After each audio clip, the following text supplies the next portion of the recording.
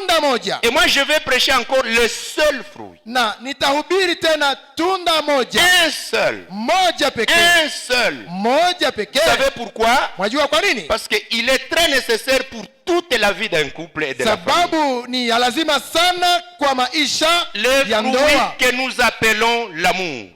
Ile tunda iitwayo upendo. Soyez patient. Muwe wavumilivu. Je serai là. Nitakuwa pale. Après quoi nous allons les bénir. Na baadaye tutawabariki. Vous allez vous poser la question. Mtajiuliza. Comment un seul fruit fera l'objet d'un culte? Kwa nini tunda moja itakamata ibada? Je vais vous donner un exercice. Nitawapa zoezi Si moja. après cette prédication, Kama baada ya mahubiri haya vous sentez que vous avez ce fruit chez vous, ukiona kwamba umekwisha kuwa na tunda hilo kwako, allez alors remercier le Seigneur pour ça. ndiposa uende ushukuru Mungu kwa hiyo. Beaucoup de familles n'ont pas ce fruit. Jamaa nyingi hazina hilo tunda. Hii moya tu. Le seul fruit. Le seul fruit que nous appelons l'amour. Lile tunda moja liitwalo upendo. Je vais l'expliquer. Nitalifasiria. Vous allez vous comparer. Utajilinganisha. Si vous êtes marié, kama umeoa, arrivez chez vous. Fika kwako. Prenez un temps avec votre épouse. Kuwa na muda wa maongezi na mke wako. Vérifiez-vous si vous êtes à quel niveau. Sasa mujipime, mujichunguze kama mnafikia kiwango gani. Alors, nous allons faire ce qu'on appelle l'échelle d'estimation du degré de l'amour dans un couple ou dans la famille. Sasa hapo tutafanya uchunguzi wa urefu na upana ama kiwango ambao upendo unafikia katika jamaa wala katika jozi. Amen. Échelle d'estimation. Que vous soyez capable de dire je n'ai pas, je n'ai pas. Uwezekano wa kusema nina hiki kile sijakifikia. Nous avons, nous n'avons pas. Tuna au hatuyafikia. Et après cette prédication, na nyuma ya haya mahubiri, vous avez besoin d'aller au ciel. Unahitaji kwenda mbinguni. Allez corriger. Nenda kasahihisha. Allez rectifier chez vous. Nenda kabadilishe. Parce que vous avez besoin d'avoir ces fruits. Sababu mnahitaji kuwa na hili tunda. Je vais tracer. Nitajaribu kuchapa. Vous restez là, ça va. Il y a pas de craie pour vous faire tomber la poussière dessus. Maana hatuna chaki la alors, kurushia vous vumbi. qui avez les stylos, kama mna kalamu, ou ceux qui ont dessiné, ou vous qui avez dessiné les dimanches, kwa wale ambao waliweza kachapa, j'ai fait ce tableau. Ile picha yetu siku iliyopita, on l'a achevé. Hatukuimalizaka. Je rentre. Na irudilia tena. Vous n'avez pas dessiné les dimanches. Kama hukuchapaka hiyo Jumapili iliyopita, dessinez de nouveau. Chapa mara nyingine. C'est là où nous serons. Ni hapo tutakuwa pour nous auto-évaluer. Kwa kuweza kujipima sisi wenyewe. Oh, je t'aime. Utasema nakupenda. Est-ce que réellement tu l'aimes? Kwa kweli unampenda? Menteur. Sema uongo wewe. On va tracer un tableau. Tutaweka ubao hapa qui aura 3 colonnes ambao itakuwa na mistari mitatu et ces colonnes na mistari hiyo. La première colonne mstari wa kwanza va porter sur les numéros, itakuwa juu ya namba. La deuxième colonne sera sur le type d'amour. Ya pili itakuwa juu ya mitindo ya upendo. Et la troisième colonne sera sur la vérification. Na mstari wa tatu itakuwa ni ile ya kuchunguza sasa. Dans la vérification, vous avez besoin de dire oui. Katika hii kuchunguza una haja ya kusema vema. Ça c'est moi. Hii ni mimi. Vous avez besoin de dire una haja ya kusema non. Hapana. Ça ne me concerne hii pas. Hainihusu mimi. Alors, ça nous permettra kwa hiyo itaturuhusu de nous auto-évaluer lentement. Tujipime pole pole. Et si vous êtes vraiment dans le besoin d'aller au ciel, na kama kweli uko muhaja kwenda mbinguni, vous quittez ici et trouvé que vous avez des failles, utatoka hapa ukijua kwamba una madhaifu, vous n'allez rien corriger, na haukusaidia chochote, préparez-vous d'aller en enfer. Jiandae kuingia moja kwa moja jehanamu. J'aurais fait mon devoir de communicateur. Nitakuwa nimefanya jukumu langu ya kukujulisha. Alors je vais mettre 1. Ndipo sasa nitaweka moja hapa. Je vais faire 2. Fanya 2, 3, 3, 4, 4, 5, 5, 6, 6, 7, 7, 8, 8, 9, 9 et puis na 10. Kisha 10. Voilà, 10. Ni hayo l'échelle d'estimation. Ile ngazi. Vous vérifiez si vous avez combien sur combien. Utachunguza kama una ngapi juu ya ngapi. Ou dans les 10 types, au ni mtindo gani? Parmi les 10 types, Miongoni mwa mitindo hiyo vous, 10, vous êtes de quelle catégorie? wewe uko wa mtindo gani? Celui qui va vous aimer, Mwenye atakupenda, vous avez besoin qu'il fasse quoi pour vous? unahitaji afanye nini kwa ajili yako? Et lorsque votre époux vous dit « je vous aime », Na wakati bwanako anakuambia anakupenda, que ton époux te dise « je t'aime na mke wako akwambia anakupenda, », selon toi, sawa sawa na wewe, que signifie t'aimer? kukupenda ina maana gani? Parce que chacun a sa définition d'aimer. Sababu kila mtu ana ufafanuo wa Mais kupenda, toutes vos définitions lakini mafafanuo zote sont classées en 10 catégories. zimepangwa katika mitindo 10. Et vous avez besoin de savoir, je suis de quelle catégorie Sasa una d'amour. haja ya kujua mimi ni wa mtindo wa upendo gani, Sinon, vous allez rester dans un couple problématique toute votre vie. la sivyo utabaki katika ndoa ya vurugu maisha yako yote. L'un va dire, il ne m'aime pas. Mmoja atatokea na kusema hanipendaki, Elle aussi va dire, il ne m'aime pas. mke naye anasema mume hanipendi. L'époux va dire aussi, elle ne m'aime pas. Mume anashtaki mkewe na kusema Querelle, hanipendaki. querelle, accusation. Shitaka magomvi, Les années avancent, miaka vous inaendelea, atteignez la vieillesse, munafikia uzee, la mort arrive, kifo kinakuja, elle vous récupère, kinakutwaa droit en enfer. moja kwa moja jehanamu. Je t'aime, c'est-à-dire quoi? Na kupenda ina maana gani? Toi, quand quelqu'un te dit je t'aime, Wewe mtu akikwambia kwamba nakupenda, c'est quelqu'un qui fait quoi pour toi? ni mwenye nakufanyia nini? Vous avez 10 sortes de personnes ici. Muna aina 10 ya watu hapa. Vous êtes de quelle catégorie? Wewe ni wa mtindo gani? Vous allez risquer Utafikia de manifester l'amour kuonyesha upendo différemment de ce que l'autre attend. tofauti na lile mwenzako anangojea. Vous croyez que vous l'aimez, Unawaza kwamba unampenda, alors que pour lui, vous ne l'aimez pas. kumbe kwake yeye na haumpendi.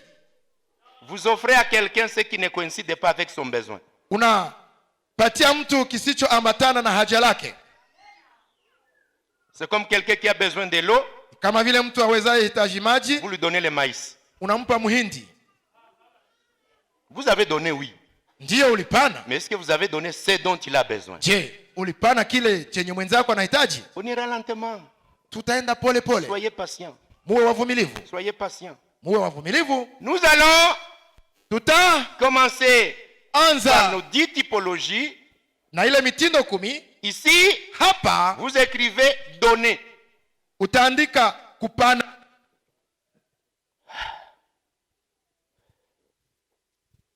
Ici, Hapa vous allez mettre parler. utaweka kuongea.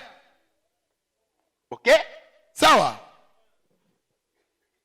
Et quand nous serons là-bas à parler, Tutakapokuwa kwa kuongea ou bien dans la partie au katika sehemu dire, kusema, communiquer, kuzungumza, ici au 3e niveau, nous allons dire les moments. hapa kwa kiwango cha 3 tutaongea kuhusu wakati, Des moments intimes. nyakati za maana. Ici, au 4e niveau, Hapa kwa kiwango cha 4 servir. kutumikiana. Servir. Kutumikiana C'est-à-dire rendre des services. ni kusema kufanya kazi mbalimbali. Alors, Sasa là-bas, hapa au 5e niveau, kwa kiwango cha 5 nous allons y mettre ce qu'on appelle l'honneur. tutaweka kitu kinachoitwa heshima. Oh là là. Jamani, Je préfère faire ça. Bon, si napendelea ça ne vous nifanye. dérange pas, je voudrais mettre 4 honneurs. 4 honneurs. Ningependelea kwa sehemu ya 4 tuweke heshima, 5 alors, servir.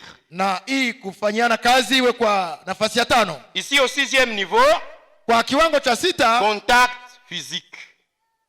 ya ile mahusiano ya kimwili. 7e, Ya 7 pratique. Conseil. kupeana mashauri.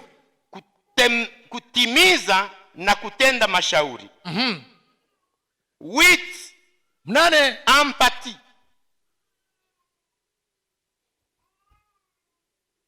Empathie, c'est-à-dire maana yake sensibilité aux émotions. Je vais mettre ici émotif alors.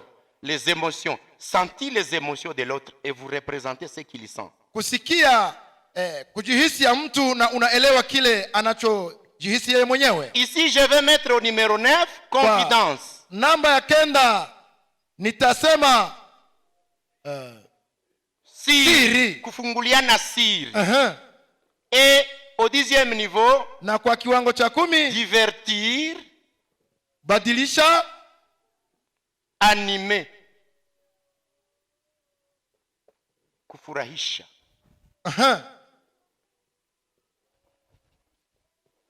Vous allez vous poser la question. Mtajiuliza, ça c'est quelle mathématique? Hesabu gani hii? Ça c'est votre vie.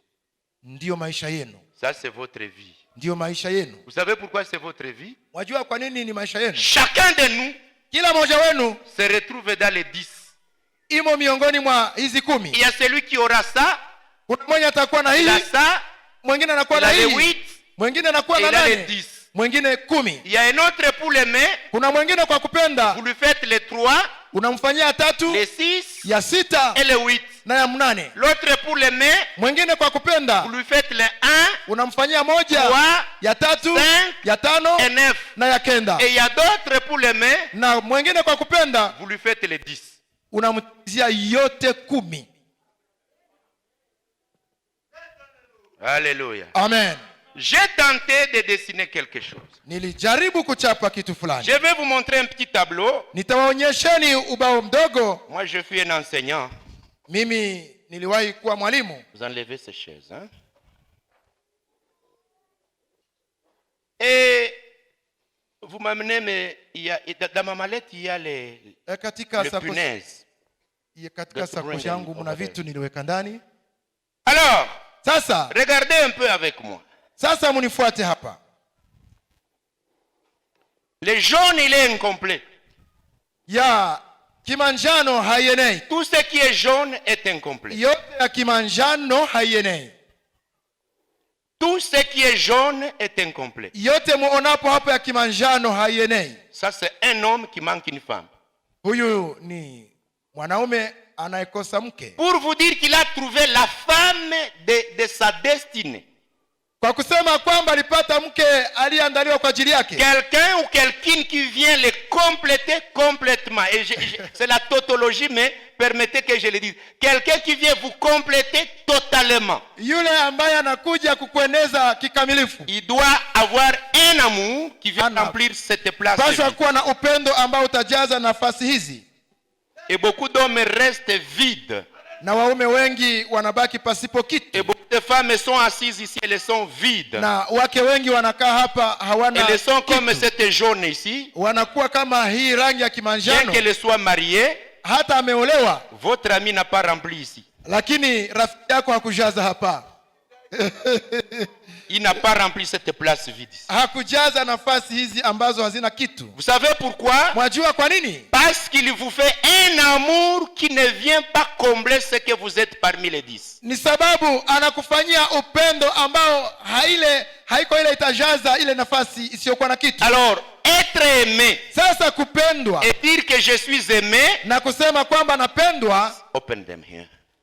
Et être aimé, c'est cette capacité que quelqu'un vient remplir exactement ce qui manque dans vous. Wakati mtu anakuja kujaza pale kwenye kunakosewa vitu fulani. Je vais donner un exemple. Sasa nitapana mfano. À supposer que vous êtes marié. Huenda unaolewa. Vous êtes le jaune 1, le premier jaune d'en haut. Wewe ni hii rangi ya kimanjano hapa juu. Vous voyez que lui il a besoin d'un amour circulaire. Mnaona kuwa yeye ana haja upendo wa mviringo pour qu'il soit rempli. Ili ajazwe. Et maintenant, sasa par hasard, kwa bahati mbaya, vous avez votre femme, una mke wako, elle vient vous offrir ce type d'amour. Anakuja kukupa aina ya upendo huu. Give me them please, papa. Vraiment soyez très attentifs. Nawasi kwamba mfuate vizuri. Le dimanche, je vous ai promis que nous serons ensemble. Jumapili niliwaahidia kwamba leo tutakuwa pamoja. Maintenant nous sommes encore ensemble. Sasa tumekuwa pamoja. Voilà votre épouse ou bien votre époux. Ona sasa mke wako au mume wako. que vous venez de doter, vous venez de faire le mariage. ambaye umepania mali na mmefanya harusi. Ça c'est vous. Huyu ni wewe. Ça c'est votre femme. Na ule ni mke wako. Est-ce qu'elle a rempli ici? Je, amejaza pale? Angalieni. Mais ça c'est un couple. Na hii ni Jozi. Ça c'est un homme et une femme. Huyu ni mume na mke. Cette femme est en rouge ici. Huyu mke wa mwekundu hapa. Elle dit il y a quelque chose qui manque. Anasema kuna kitu kinachokosa. Cet homme en jaune ici, huyu mwanaume wa kimanjano lui aussi dit, naye anaweza kaseme, oui, je suis marié, ndio nimeoa, mais je sens que ma femme ne remplit pas ce que je veux. Lakini nasikia kuwa mke wangu hajaze kile ninataka. Vous le verrez marcher dans la route. Utamwona akitembea barabarani. Baba fulani, le père est tel, mama fulani, la mère de tel. Ils auront même des enfants. Wanaweza kuwa hata na watoto. Mais il y a un vide. Lakini kuna wazi fasi fulani. Kuna utupu. Alléluia. Amen.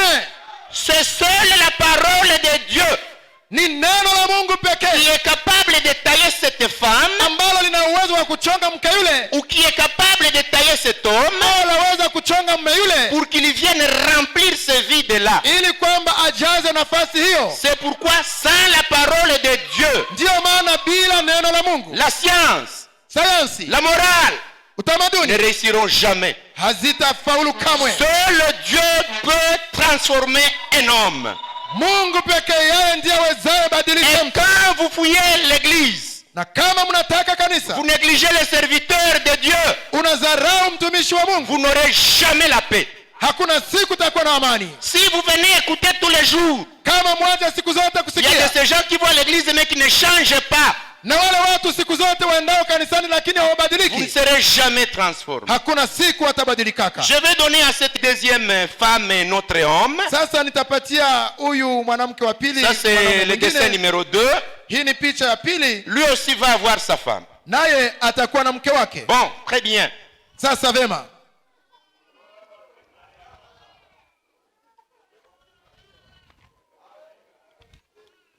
Assiste-moi. On va lui donner aussi les types de femmes. Naye atapewa mtindo wa mwanaume. This will satisfy. Yes, indeed. Right. Okay. Voilà. On a deuxième couple. Hii ni Jozi ya pili. Il y a un homme bleu, il y a un homme en jaune. Hapa kuna mwanaume wa kimanjano. Il y a sa femme en rouge. Na mke wake wa mwekundu. Est-ce que ce couple est stable? Je, Jozi hili lina amani? Mais ils sont mariés. Lakini wameoana. Vous qui êtes derrière, je vais vous montrer. Ninyi mlio nyuma nitawaonyesha. Sont mariés. Wameoana. Mais qu'est-ce qui manque? Sasa kuna kosa nini? Vous allez voir que ça n'a pas de forme. Ni kitu hakina forme. Ni kitu kitu. Lu kitu. C'est vrai. Lu jama, lu familia. Oh. Lu kitu kitu. Kweli. Chenye hakina forme. Ndiyo. Anwarite. Dada Anwarite. Ma fille. Binti. Je veux que tu remplisses quelque chose d'innocent. Nahitaji kwamba ujaze nafasi fulani hapa. Innocent, d'innocent. Innocent. Innocent. Innocent. Je veux que tu remplisses quelque chose d'Anwarite. Nahitaji kwamba ujaze kitu katika jamaa yenu. Alléluia. Amen, amen. Nous allons donner à ce troisième homme. Sasa huyu mume wa tatu naye tutampatia une femme. Mwanamke. Lui aussi viendra se coincer là. Naye atakuja kujiweka hapa. Vous les avez comme époux et épouse. Utawaona ni mume na mke. Mais je vais vous demander ça donne quelle forme? Lakini nitawaulizeni ina picha gani? Alléluia. Amen. Voilà votre troisième famille. Mnaona jamaa ya tatu hapa ndio hii. Voilà votre troisième couple. Muone Jozi la tatu ndilo hili. Il est là. Liko pale. Famille 1. Jamaa ya kwanza. Deuxième famille. Jamaa ya pili. Troisième famille. Jamaa ya tatu. Je t'aime. Watasema nakupenda. Est-ce que tu as rempli ce que j'ai besoin que tu fasses? Kweli ulitimiza kile nilitaka unifanyie? Il y a des hommes qui vivront. Kuna waume watakaoishi et mourront avec un vide jusqu'à la mort. Watafikia kufa na utupu hadi kufa yao, tout simplement parce que pour eux, kwa sababu tu kwao ils voudraient que vous l'aimiez en lui donnant des choses. yeye angependa onyeshe upendo ukimupa vitu. Vous êtes de la catégorie de pour dire que je t'aime, c'est de te parler seulement. Wewe uko wa mtindo wa pili kumwambia kwamba unampenda kwa Tu es kumwongelesha. quelqu'un de parole mais qui ne donne pas. Wewe unamwongelesha lakini haumpatii yake vitu. Pendant que l'autre, Wakati il mwingine veut que tu lui donnes toujours. anahitaji siku zote Toi, tu es ukupe. là pour lui parler. Wewe uko pale kwa Pendant kumwongelesha, que l'autre veut que vous l'obéissiez, na wakati mwenzako anataka kwamba que umutii vous l'honoriez, na tu umuheshimu, commences à le déshonorer unaanza ou kumdharau la déshonorer au kumdharau mke wako en lui donnant des choses. ukimupa vitu. Tu vas dire non. Yeye atasema Na pa bugali yako, na supu yako, haiko njo benye niko navyo besoin. je Et ta pâte, et ta soupe, je n'en ai pas besoin. J'ai besoin que tu m'honores d'abord. nahitaji kwamba uniheshimu kwanza. Alors tu vas la journée en train de préparer la pâte, Utapitisha mchana wote ukisonga ugali, tu lui donnes, unampa tu ne m'aimes pas. na haumpendi. Il va dire tu ne m'aimes pas. Atakwambia haunipendi, Je ne t'aime pas. sikupenda. J'ai préparé la nourriture, je t'ai donné, tu dis que je ne t'aime pas. Nimekupikia chakula, sasa unasema sikupendaki. Non, banaume hamna shukrani. Vous les Les hommes, hommes, vous êtes ingrats. mais toi tu m'as donné la nourriture, mais tu ne m'honores pas. Moi j'ai besoin d'être honoré. Ndiyo ulinipa chakula lakini hauniheshimu, nahitaji heshima. Honore-moi d'abord avant de me donner ta nourriture. Anza kuniheshimia mbele ya kunikulisha chakula chako. Et notre va dire, Mwingine naye atasema oui, elle m'honore. ndiyo Mais ananiheshimu, elle n'accepte pas que je la touche.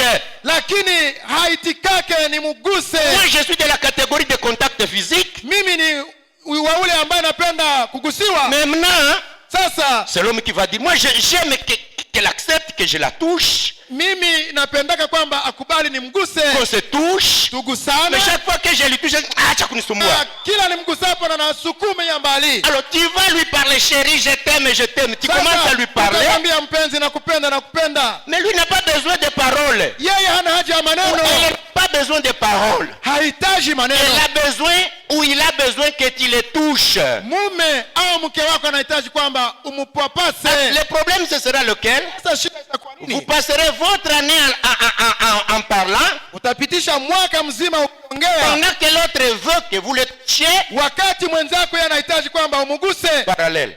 Hapo hamtapatana, mtapishana. Vous avez des enfants. Mtakuwa na watoto, Mes enfants, je vous aime. utaambia watoto na wapenda. Vous avez l'argent. Unazo Vous pesa, leur dites, je vous aime les enfants. utaambia watoto na Les wapenda. souliers déchirés. Viatu Les vimetoboka, habits déchirés. mavazi Vous yamezeeka, ne donnez rien comme habit. hauwape chochote Mais kama vous leur vazi, dites, je vous aime mes enfants. Hein? lakini utawaambia watoto wangu na Vous dites, mais quel wapenda. amour, mais je manque les souliers. Il est là. Na sema na upendo na nakosewa na viatu. Pas qu'il est pauvre. Si kwamba iko maskini. Mais lui, il est quelqu'un de parole seulement. Lakini yule baba ni wa maneno peke Il ne yake, donne jamais quelque chose aux enfants. hapati yake kitu chochote kwa watoto. Alors, et les autres, Sasa na kwa wengine vous serez là en train de les ramener à manger, utakuwa pale kuwaletea vous chakula, leur donnez unawapatia les habits, mavazi, la nourriture, chakula, mais vous ne leur parlez jamais. lakini hakuna siku Alors les unawaongelesha, enfants vont dire oui, na watoto watasema il nous ndio, donne tout. anatupaka Mais moi je vyote. ne vois jamais papa et maman pour parler. Sijaona baba na mama wakiongea, Je ne vois jamais papa et maman pour me communiquer. sijaona baba na mama wakituongelesha. Il vient, il dépose la viande là-bas, on prépare, on mange, on dort et c'est ça la vie. Yeah. Mais quand j'ai un problème, je manque à qui m'adresser. Yeye ni kuja analeta nyama anaweka pale, mama anapika, lakini napotaka wakuongelesha Et simpati. toi tu vas dire, mes enfants sont des ingrats. Ndipo sasa utasema watoto wangu hawana Je les shukrani, scolarise. ninawasomesha, Je leur donne des habits. ninawapa mavazi, Mais ils disent que je ne les aime pas. lakini wanasema siwapendi. Eux peut-être ont besoin que quand ils ont des soucis, qu'ils s'asseyent avec vous, qu'ils vous disent, papa, maman, voilà ce qui me dérange. Okay. Huenda. Tu ne leur parles jamais. Huenda wao wanahitaji ya kwamba wakati wanazo fadhaa wangehitaji wawe na mzazi wa kuwaongelesha, lakini wewe hawaongeleshaki. Alors le problème aujourd'hui, Sasa shida ya leo c'est ça. ni hii, Nous avons eu des âmes dans les églises. tumekuwa na waume katika kanisa, Manafs, nous avons eu des âmes dans l'église tulikuwa na manafsi qui makanisani ont soif de recevoir. ambao wana kiu ya kupokea. D'autres âmes ont soif d'un contact physique. Nafsi zingine zina haja ya kupapaswa, D'autres ont besoin d'une communication, zingine zina haja ya mawasiliano, mais ne reçoivent jamais. lakini hawapokei yale mambo. Et pourtant on leur dit toujours je t'aime. Ingalao siku zote wanaambiwa nakupenda. Alors faisons le deuxième exercice. Sasa tufanye zoezi la pili. Remplissons ce qu'il faut remplir. Tujaze yenye nafaa kujaza. Donnons ce qu'il faut donner. Tupane kinachofaa kupaniwa. Complétons ce qu'il faut compléter. Tujaze kinachofaa kujazwa. Pour avoir un couple stable. Kwa kuwa na ndoa ya amani. Alors je vais vous demander, sasa nitawaulizeni, à l'homme numéro 1, kwa huyu mwanaume wa kwanza, faisons que tous ces jaunes ce sont des hommes, les rouges ce sont des femmes, hein? Tufanye ya kuwa convention donc. Hawa wa kimanjano ni wanaume na wa mwekundu ni à l'homme numéro 1, kwa huyu mwanaume wa kwanza, il lui faut le type de l'amour qu'a quelle femme. Yabidi mke wa mtindo wa mke gani? Au numéro 1, il lui faut quel amour? Kwa huyu wa kwanza anahitaji upendo gani? Chez qui? Chez deux. Kwa huyu wa pili. Complétons l'équation par leur valeur. Sasa tutatia kila kitu kuna nafasi yake. Paka siku nabifanya njoo bibi anatosheka. Ndio. Paka siku nabifanya njoo bwana anatosheka. Ndio. Utakusanyika hata miaka 100 utaenda Jehanamu. Maana umemuima mapenzi na upendo anayohitaji. Amen. Hata uimbe kwaya hapa utakwenda Jehanamu. Kweli. Et d'autres viennent dire j'aimerais être marié. Na wengine watasema ningependa niolewe. Est-ce que tu te connais pour savoir que quand tu te marieras, tu diras à ton époux j'aime ça et que lui te dise? Je, umekwisha kujijua kiwango utakapofika wakati ule utasema napenda hiki kwa hiki? Tu veux te marier pour aller pétrir la pâte chez vous. Wewe unataka tu uolewe kwamba ukwe unajisongea bugali wewe mwenyewe. Tu vas pétrir mais on va te compliquer. Ndio utasonga ugali lakini utatatizwa tu. Tu ne sais même pas ce qui t'a amené dans le. Haujue na vyenye vilikubeba mbunyumba.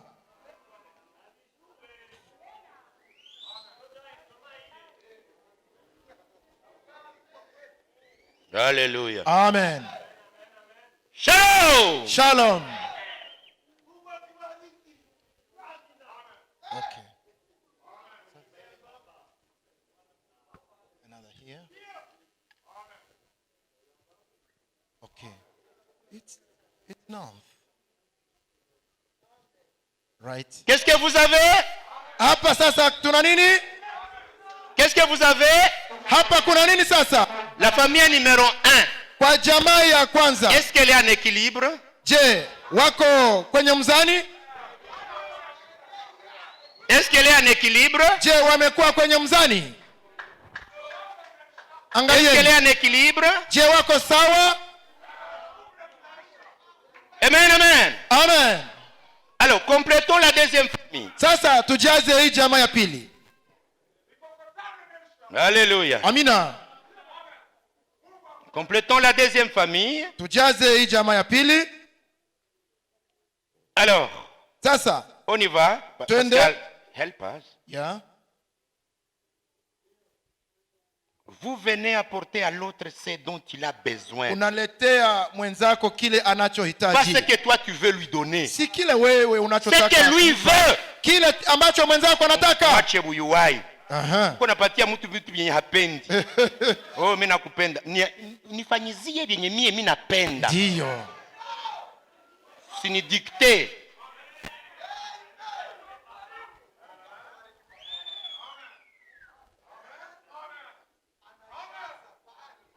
Alors, nous voulons compléter la troisième famille. Sasa tunataka tujaze na hii jamaa ya tatu. Et vous verrez combien la famille maintenant elle est en équilibre. Ndipo sasa mtaona ya kuwa sasa jamaa imo katika usalama.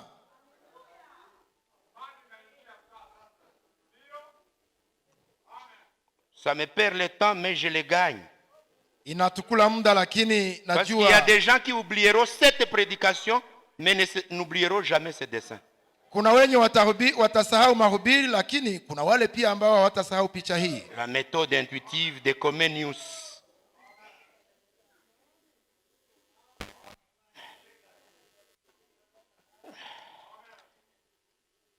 Et voilà. Na tazama sasa. Vers la fin.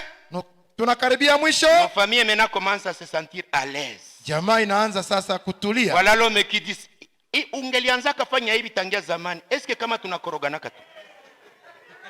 Et l'homme commence à dire à la femme, si tu faisais ça depuis ces années, mais on serait en paix. Oui, oui. Et la femme dit, chérie, est-ce qu'il y a kama ulinitesa miaka yote? Ungelikuwa ulinipendaka hivi. Kama hatuna matatizo za kila siku. Vema. Alors, qu'est-ce que vous constatez? Sasa mnaangalia nini? Qu'est-ce que vous constatez avec moi? Mnatambua nini sasa hapa? L'homme a eu ce que la femme est pour lui. Mume amepata kile ambacho alingojea kwa mkewe. La femme se retrouve devant un homme. Mwanamke naye amekuwa mbele ya mume qui lui fait ce qu'elle veut. Ambaye anamtendea yale anataka. L'homme, sawa, la femme, mwanamke, tout le monde fait ce qui vient le compléter. Kila moja alipata cha kumjaza. La stabilité est là.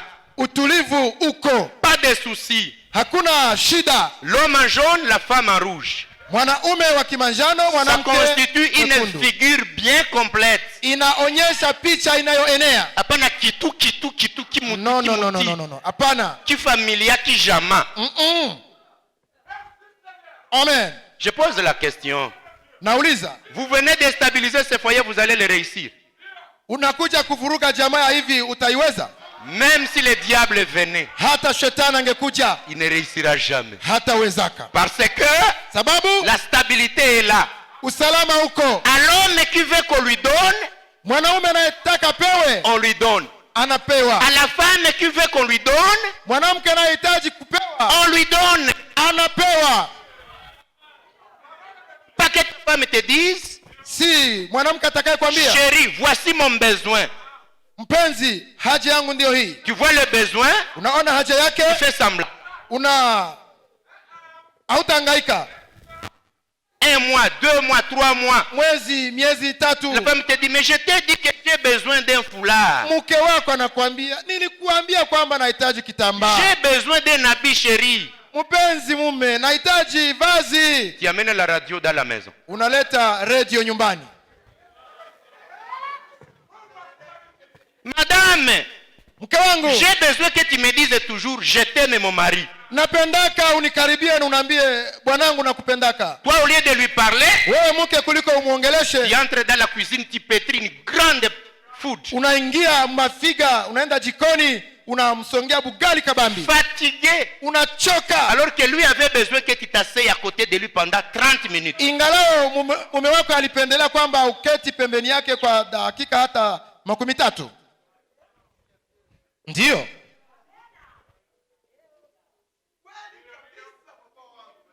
Votre couple est à quel niveau? Sasa ndoa yenu iko mkiwango gani?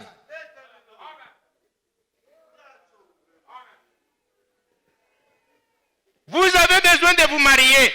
Unahitaji kuoa. Le jour que vous vous mariez, siku utakapooa, assis-toi avec ton fiancé. Ikala na mchumba wako. Chérie, mpenzi, moi j'aime ça. Mimi napendaka hiki na kile. La femme te dit, bibi na anakuambia, moi aussi, na mimi j'aime ça. Napendaka hiki na hiki. Vous amenez ce qu'elle aime. Ndipo mnaleta kanuni hiyo. Et elle, unaleta mimi anapenda. Elle aussi elle amène. Na yeye analeta ce que vous aimez. Vyenyu napenda. Vous vous complétez. Mnajazana. Que la belle famille vienne. Hata wazazi waje. Que les voisins viennent. Wajirani waje. Que les membres de l'église viennent vous influencer. Wandugu wa kanisani waje kuwashawishi. Que le diable envoie ses démons. Na shetani atume pepo zake. Vous existez. Mutasimama tu. Alléluia. Amen. Alors, amen. Je vais maintenant parcourir rapidement. Sasa nitaenda haraka. Les 10 types. Ile mitindo 10. Après, kisha on s'en va. Tunaenda. Vous permettez qu'on commence? Unaruhusu tuanze? Le dimanche, vous m'avez condamné, pasteur, tu as coupé la prédication très rapidement. Jumapili mulinilaumu kwamba nilikata mahubiri mbio. Pendant qu'on attendait que tu continues, tu as dit courbons nos têtes. Wakati tulikuwa nangojea tufikie kwa zile 10 ukasema tuinamishe vichwa. Oui, mais je vais bien, mais est-ce que vous avez pratiqué d'abord le peu que j'ai dit le dimanche? Ndio. Hata hivyo, je, muliweka matendo yale yalihubiriwa Jumapili iliyopita? Hakuna venye banaikala hapa bingali bipande. Il y a pas déjà assis ici, c'est encore des morceaux. Alléluia. Amen. Je vais prêcher pendant que ça restera là. Nitahubiri wakati picha na ingaliki hapa. Amen. Amen. On y va. Twende. Vous allez me dire, est-ce que d'ailleurs, pasteur, tout ce que tu es en train de dire, est-ce que ça se trouve dans la parole? Sasa utaniambia mchungaji, yale yote huku naeleza yamo katika neno la Mungu? Ce n'est pas la psychologie Haiko akili ninawaletea. que tu nous amènes. Haiko akili unayotuletea kweli? Non, Hapana. je n'ai pas ce besoin. Sina haja hiyo. Je ferai tout pour vous montrer que c'est la parole de Dieu. Nitafanya niwezavyo niwaonyesha kuwa ni neno la Mungu. Parce que mon but n'est pas d'amener la science. Maana shabaha yangu sio kuleta akili yangu. Je vais vous dire même des versets. Nitawaonyesha hata shahiri za Biblia. Vous les lirez même chez vous. Mutazisoma hata nyumbani kwenu. 1. Moja, Ces hommes, wale waume, ces femmes, wale wanawake aiment que wanaopenda kwamba pour les aimer, kwamba kwa kuwapenda il faut leur donner quelque chose. yafaa kuwapatia kitu fulani. Ils n'ont pas tort. Hawana kosa. Ils n'ont pas tort. Hawaja kuwa na kosa. Même petit que ce soit. Hata iwe ni kidogo kiasi gani. Saucisson, Kipande cha nyama, pomme, tunda, pain, mkate, une banane. kitika. Il ou elle a besoin seulement que ça soit accompagné d'un mot, reçois, je t'aime. Yeye anangojea tu isindikizwe na neno na kupenda. Ils sont assis ici. Wanakaa hapa. Si vous ne le faites pas, usipomfanyia hiyo, elle souffrira toujours. ataendelea kuteseka. Chaque fois qu'elle a besoin, Kila mara au anapohitaji, lieu de lui donner ce qu'elle a besoin, kuliko kumupa kile vous anachohitaji, amenez chez vous. unabeba kwenu. Vous donnez à vos petits frères, à vos petites sœurs, mais la femme ne reçoit pas ce qu'elle a Unapatia besoin. waloko yako, wakubwa yako, wadada, lakini bibi yako unamuacha. Vous vous occupez déjà de chez vous, Unashughulika na watu wenu, mais elle non. lakini bibi yako hapana. Oh, la Bible a dit, Na Biblia ilisema l'homme et la femme, mume na mke, chacun quittera ses parents. Chacun ou chacune quittera ses parents. kila mmoja wao ataacha wazazi wake, Ils deviendront un. na wao wawili watakuwa kitu kimoja. Est-ce qu'il n'y a pas un ici? Je, hamuoni hapa kama kuna moja? C'est un carré, un Ilikuwa- rectangle. Huu mraba au rectangulo. Mais, quand vous allez demander aux enfants, petit, Utakapouliza les mtoto, deux couleurs constituent quoi? hizi rangi mbili zinafanya nini? L'enfant va dire un rectangle. Mtoto atakwambia rectangulo. Mais chacune de ces couleurs Lakini kila moja wa rangi yake vient constituer le un. inajenga kitu kimoja. J'y vais. Naendea huko. On est là. Tuko pale. Attention. Angalisho. Une fraise. Tunda tu. Vous avez trop de choses. Una mambo mengi. Pas que vous manquez. Si kwamba umevikosa. Ne lui dites pas, si vous copains sous jitoilier. Ne lui dites pas, ça y est là-bas, prends toi-même. Non. Hapana. Prenez ce que vous avez. Kamata moja ya vyenye unavyo. Donnez-lui ou donnez-la pour lui dire je t'aime. Mupatie mume wako bwana yako kwa kumhakikishia kwamba unampenda. Uko unanisumbua juu ya mkuuza nguo. Makuta ziko pale usiuzie.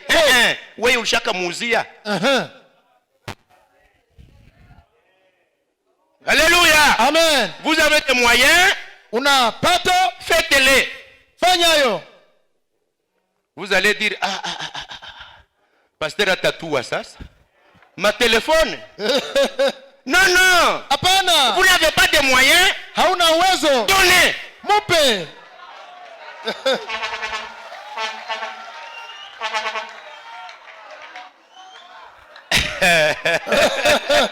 Vous n'avez pas de moyens. Hauna uwezo. Mais donnez ce que vous pouvez. Pana kile chenye unaweza. Alléluia. Amen. Est-ce qu'ici c'est question d'avoir une maison en building? Je, hapa ni swali la kuwa na pesa hapa? On a besoin d'avoir une voiture? Je, hapa kunahitajika apatie mwenzake gari? On a besoin d'avoir un compte bancaire? Je, hapa ana haja ya kuwa na kadi ya benki? Maharagi haina mochumvi. Ndio. Unamkulisha kirai. Ndio. Les haricots sans huile. Tu fais ces pommes de terre là. Hata ni maragi kiazi hainamo hata mafuta. Sans table, ni chaise, ni bonne maison, mais kasonga. Hawana na meza na nyumba nzuri na kiti nzuri, lakini hata hiyo kiti ndogo. Aimer ne veut pas dire très riche. Kupenda haimaanishi tu kwamba mtu n'a pas besoin de... Upendo haina haja ya pesa. De ce que vous avez, bali kile unacho, de ce que vous pouvez, kile unachoweza. Contentez-vous de vos moyens, furahishwa na vyenye uko navyo, en les utilisant pour exprimer à l'autre l'amour. Uvitumiapo kwa kuonyesha mwenzako upendo. Alléluia. Amen. Ninyi vous mangez ça en ville, munakula hivi mjini, omelette, mayonnaise, tout ce qu'il y a, mayai na vyote viwezavyo kuwa. Vous laissez à la femme ça à la maison. Unaachia mke wako vitu hivi nyumbani.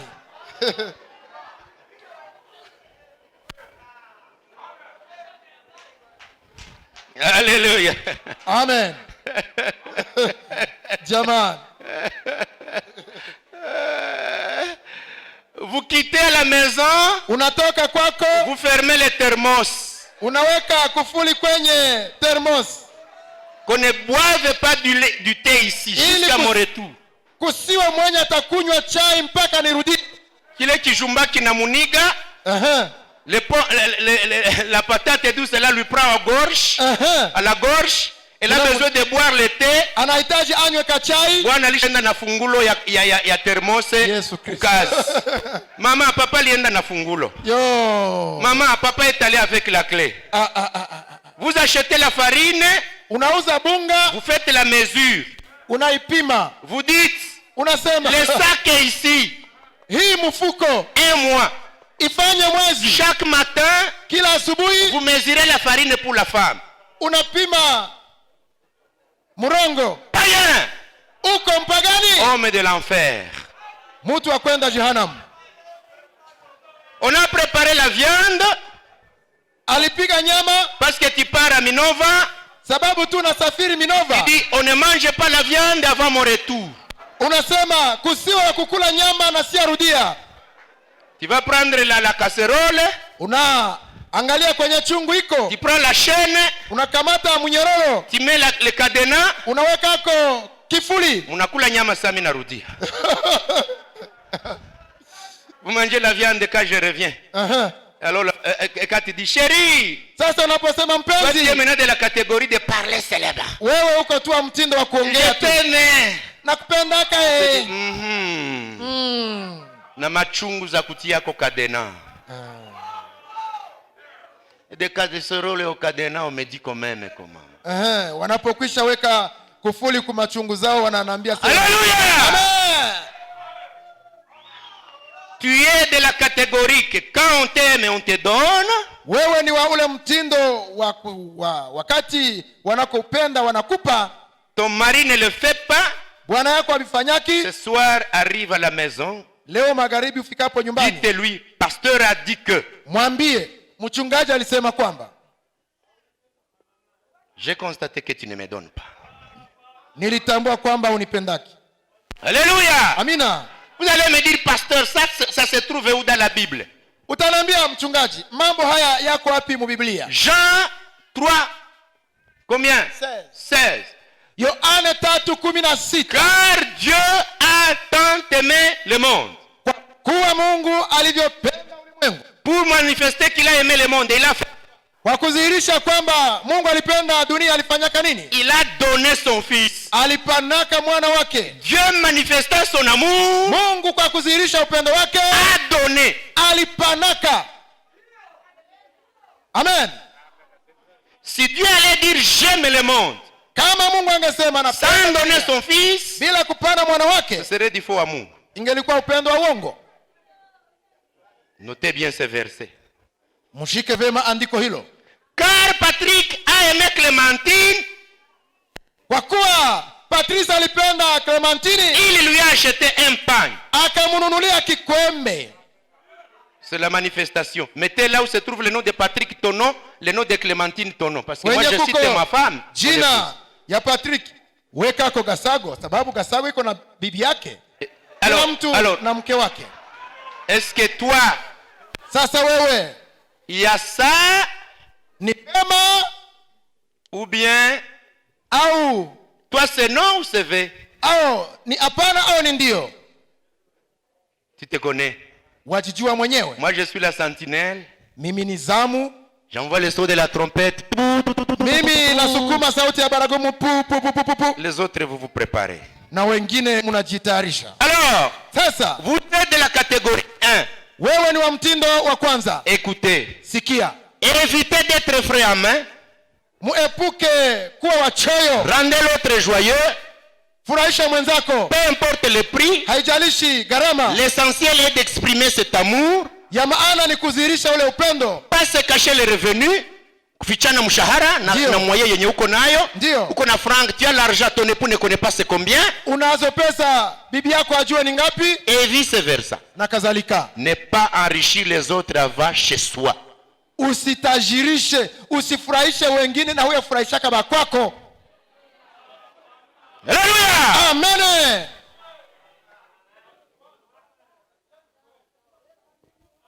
Amen. Ça y est? Je, vinaendeka? Amen. Ou alors on peut s'arrêter là, on bénit. Au sasa tuachie pale tubariki wenzetu. On peut continuer un peu? Tunaweza endelea kidogo? Sawa. Numéro 2. Ya pili. C'est vous les patrons. Ninyi ndio mabwana zetu. Vous êtes mon patron. Ninyi ni bwana zetu. Deuxième niveau. Kiwango cha pili. Parole de gratitude. Neno la shukrani. Un homme qui n'a jamais dit à sa femme je t'aime. Mume ambaye hajamwambia mkewe nakupenda. Une femme qui n'a jamais dit à son époux chéri. Mke ambaye hajambia bwanake mpenzi. La plupart de ces femmes qui citent le nom de leurs époux, mara wale wanawake wanaoita babwana yao kwa majina zao, il faut mettre un point d'interrogation. Kuna kisichoendeka. Tu arrives chez quelqu'un, mais pas ma femme, hein? Nafika kwa mtu lakini si bibi yangu. Papa iko. Baba iko. No, Girukwayo haiko hapa. Gasago haiko hapa. Alors, tu vas risquer de croire que tu trouves la travailleuse de la maison. Utawazia kwamba umekutana mfanyakazi nyumbani. Pourtant c'est la femme. Ingalao ni bibi wa Mais les croyants ont des petits noms d'amour à leurs époux. Lakini waamini wanakuwa na matamshi ya upendo kwa waume zao. Chez vous on vous appelle qui? Kwako banakuitaka nani? Chez vous vous avez quel nom? Kwako unakuwa na jina gani? Et les femmes elles le disent sans honte. Wanawake wanasemaka yale majina bila hata haya. Pascal haiko hapa. Patrick haiko. Ulikutana na Pascal kule kwa barabara. Ulikutana na Patrick kule. Mais regardez dans la Bible. Lakini muangalie mu Biblia. Prenez votre verset. Toa shairi yako. Je ne veux pas on lise trop. Sitaki tusome sana. Mais écrivez Cantique des Cantiques 2:14. Lakini andika wimbo ulio bora 14. Salomon appelle sa femme ma colombe. Solomono anaita mke wake njiwa yangu. Ma colombe. Eti njiwa au huwa yangu. Cantique des Cantiques 2:14. Wimbo ulio bora 2:14. Lui s'appelle qui chez vous? Yeye anaitwa nani kwako? Il s'appelle qui? Anaitwa nani? Chéri. Mpenzi. Chouchou. Mpenzi mwema. Ma petite. Eti mdogo wangu. Mon roi. Mfalme wangu. Ma princesse. Malkia wangu. Mon trésor. Eti hazina yangu. Alors citons les noms. Sasa tutaje majina. Rose. Ma rose. Eti ua langu. Ma pomme. Eti tunda langu. Parlez seulement à haute voix. Semeni tu kwa sauti kubwa. Hein? Mon pain. Mon bébé. Eti baby wangu. Mon shawarma. Aha. Kila kitu kizuri ujuacho, kila kitu kizuri kiwezacho kuweko. Alléluia. Alors écoutez bien. Sasa sikiani vizuri, Évitez d'être blessant.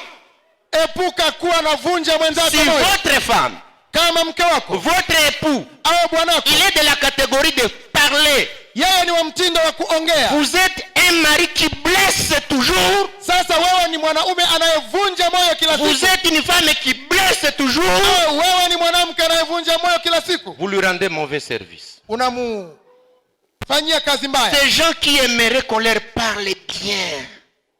Mtu mwenye angependa aongeleshwe vizuri, Toi tu viens, tu lui donnes la viande, wewe unamletea nyama, tu as pensé qu'il faut donner, uliwazia kwamba ungepana et puis tu lui dis, nyama iko pale, we pumbaf.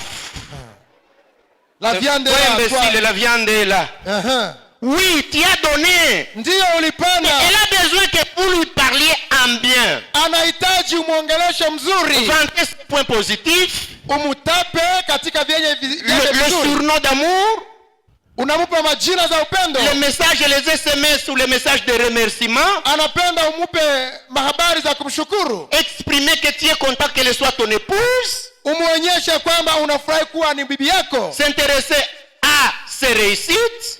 ushughulishwe na vile anakufanyia vinavyowezekana. Maintenant, toi, tu viens comme ça à la maison. Sasa wewe unakuja sawa huyu nyumbani,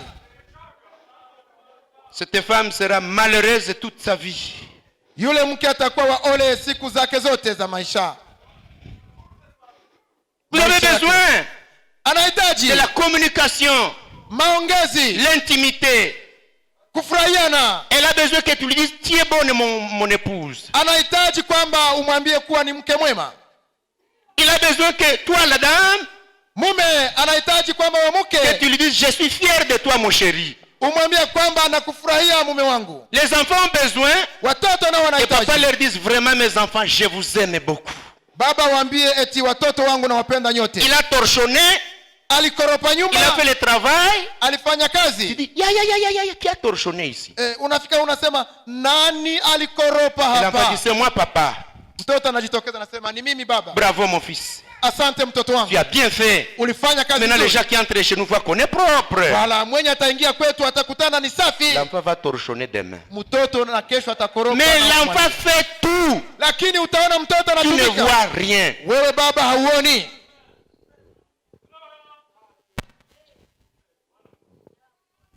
Vous croyez que c'est moi qui lessive ses habits?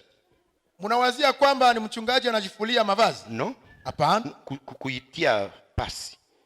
Ce n'est même pas mon épouse. Repasi na si mke wangu, Parce que nous avons des grands garçons. sababu tumekuwa na watoto wakubwa Ils doivent reposer maman. ambao wanapaswa pumzisha Chaque mzazi. soir les garçons disent, Mara wa vijana wanasema, maman, donnez-nous les vestes de papa, on va repasser. baba leta koti za baba Moi tutazigoma. aussi quand je vois que c'est bien repassé, Na mimi nionapo kwamba wamevigoma que vizuri, je dise mon fils qu'on est repassé. na mimi nasema kijana wangu najua Il kusoma. va repasser le samedi encore. Si mjayo tena atagoma vazi. Mais si chaque fois je montre comme s'il n'a rien fait, Lakini kama kila mara nitakuwa atumike na asitumike sitaona, il ne le fera pas. hatafanya lolote. Combien de messages d'amour vous envoyez à vos femmes? Umekwisha tuma jumbe za mapenzi kwa mke wako mara ngapi? Vous femmes, Ninyi wake, combien les hommes ne dorment pas? mara ngapi bwana zenu hawalalaki? La femme parle. Mwanamke anasema. L'homme est obligé de fuir. Mwanaume anashurutishwa kukimbia.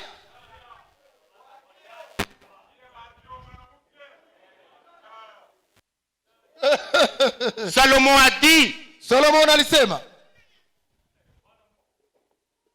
dans le livre des Proverbes, katika kitabu cha Mezali, vaut mieux habiter dans les coins d'une maison eti ni heri uishi katika kona ya dari ya nyumba que d'habiter avec une femme querelleuse. kuliko kuishi na mwanamke mgomvi. Alors, Sasa même hata Genèse 26-28, Mwanzo 26:28, il y a un jour où Isaac jouait avec Rebecca. kuna siku Isaka alikuwa akicheza na Rebeka. Et quand les gens les ont regardés au travers de la fenêtre, watu walipowachungulia kupitia dirisha, ils ont dit non, ça ce n'est pas un frère et une sœur, il y a quelque chose. wakasema Ça c'est une femme et un homme. yule hawezi kuwa dada na kaka, anapaswa kuwa ni bibi yake. Alléluia. Amina. Il y a un livre de frère Branham Na kuna kitabu cha ndugu Branham qui s'appelle Pousser à bout. kinachoitwa kusukumwa hadi mwisho. 1er paragraphe Tarehe 1 mwezi 69. wa 903. Si vous dites que vous aimez votre femme Ukisema ya kwamba wampenda mke wako et que vous ne le lui dites jamais na hakuna siku unavimwambia et que vous ne vous asseyez jamais pour lui faire l'amour, na haujaikala umuonyeshe mapenzi pour lui exprimer cela, kwa kuvimuonyesha, l'embrasser, umkumbatie, l'étreindre, umupapase, lui dire quelle est la meilleure cuisinière du pays, umwambie ya kwamba ndiye pishi mzuri tout duniani, ce que vous savez, vyote ujuavyo combien elle est belle et combien vous l'aimez. ya kwamba ni mrembo na unampenda. Si vous ne faites pas cela, elle ne le saura jamais. Usipofanya vile, bibi yako hatajuaka. Elle ne le saura jamais. Jamais. Alors, Sasa exercice. zoezi ingine. Vous êtes de ceux qui pensent qu'on peut vous dire chouchou, chérie, Je, uko ule mtindo ambao unapenda uambiwe maneno matamu? tu m'aimes? Oui. Weka Oui. vema. Si tu n'es pas de cette catégorie, Kama wewe si wa mtindo, tu dis mie vile kwanza bon ça. mimi sihangaikake na vile, Anipe kwanza samaki nijikulie. anipe tu chakula nikule yatosha. Il y a des gens qui ont besoin de ça. Kuna wenye wanahitaji. Alléluia. Amen. Si votre mari Kama bwanako et votre épouse il est de la catégorie de passer la journée, ni wa ule mtindo wa mtu anabaki bila kusema, mbona useme ndasema tu? Va lui dire unanitesa. Tu me fais souffrir. J'ai besoin de mwambie t'écouter. kwamba nahitaji nikusikie. Troisième catégorie. Mtindo wa tatu, Il y a des enfants qui ont grandi. kuna watoto waliokomaa, Ils avaient des parents qui leur étaient intimes. walikuwa na wazazi waliokuwa wakiwakaribia, Ils ont grandi wakakomaa dans hivyo une famille katika jamaa où papa et maman leur parlaient tout d'une façon intime. ambako wazazi wao walikuwa wakiwaongelesha kwa upendo. Rapprochés des parents, Wanakaribia wazazi, les parents leur parlaient d'une façon intime. wazazi wanawaongelesha kuwaonyesha mapenzi. Vous les mariez, hop, Unapomwoa il entre ghafla en famille, anaingia moyo jamaa, vous ne vous asseyez jamais pour parler. hauikalake naye kwa kumwongelesha. Les gens Hapo commencent wanaanza à se retrouver avec des ordinateurs dans les lits. kuwa na kompyuta katika vitanda vyao. Vos téléphones Simu zenu ont déjà pris le temps que la femme devait avoir. zimekuwa na nyakati ambazo zingekuwa za bibi zenu. Les chats, Chate, vos téléphones simu zenu ont déjà remplacé vos époux. zimegomboa wake zenu. Les gens n'ont plus le moment précieux pour parler. Watu hawana muda tena mzuri wa kuongea Et pamoja, quand ils se retrouvent ensemble dans la chambre, na wanapokuwa pamoja chumbani, voilà les couples. ona ndoa ya wenzetu. C'est ça. Ni hiyo, On est en couple mais solitaire. muko mundoa lakini kila mtu ngambo yake, Pendant que les autres qui ont vieilli wakati wengine ambao wamezeeka sont à ce niveau, wamo kiwango hiki. vous jeunes, Ninyi vijana vous êtes là. muko pale. L'homme, Mume la femme na mke a des fois besoin que vous ayez vos moments, vous deux, wanahitaji wawe na muda wao wawili, pour se parler, kwamba waongee même loin des enfants. hata wakati watoto hawako. Que la femme te dise, moi j'aime ça, ça, ça, ça. Bibi yako akwambie mie napendaka hiki hiki na hiki. L'homme te dit, moi j'aime ça, ça, ça, ça. Bwana naye anakwambia napendaka hiki Mais hiki voilà na hiki. là où vous êtes. Lakini ona kwenye muko. Yesu Kristo Bwana. Voilà là où vous êtes. Ona kwenye muko nyie. Yo. Terrible. Ça c'est aimer. Je, hii ni kupenda? Alléluia. Amen. Question. Ulizo. Ça c'est l'intimité. Je, hii ni kupendana? Ndio. Oui. Ça c'est aimer. Je, hii ni kupenda?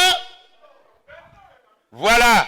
Ona, On a besoin inahitajika ces gens watu kama hawa qui aiment les moments intimes. wanaokuwa na muda wa maongezi. Comment depuis tuoane hatuya ikala ngeye sawa bibi na bwana. Depuis que nous nous sommes mariés, on ne s'est jamais assis pour se communiquer comme homme et femme. Amen. Mais wakati wakwenu banakuya njoo napata muda kubaongelesha. Mais bakwetu haongee. Kwa nini? Vous êtes de la catégorie du désir des moments intimes? Oui. Uko wa ule mtindo wa kutamani nyakati za mazungumzo? Vous Ndio. n'en avez pas besoin, on y va. Kama huna nayo haja, weka X.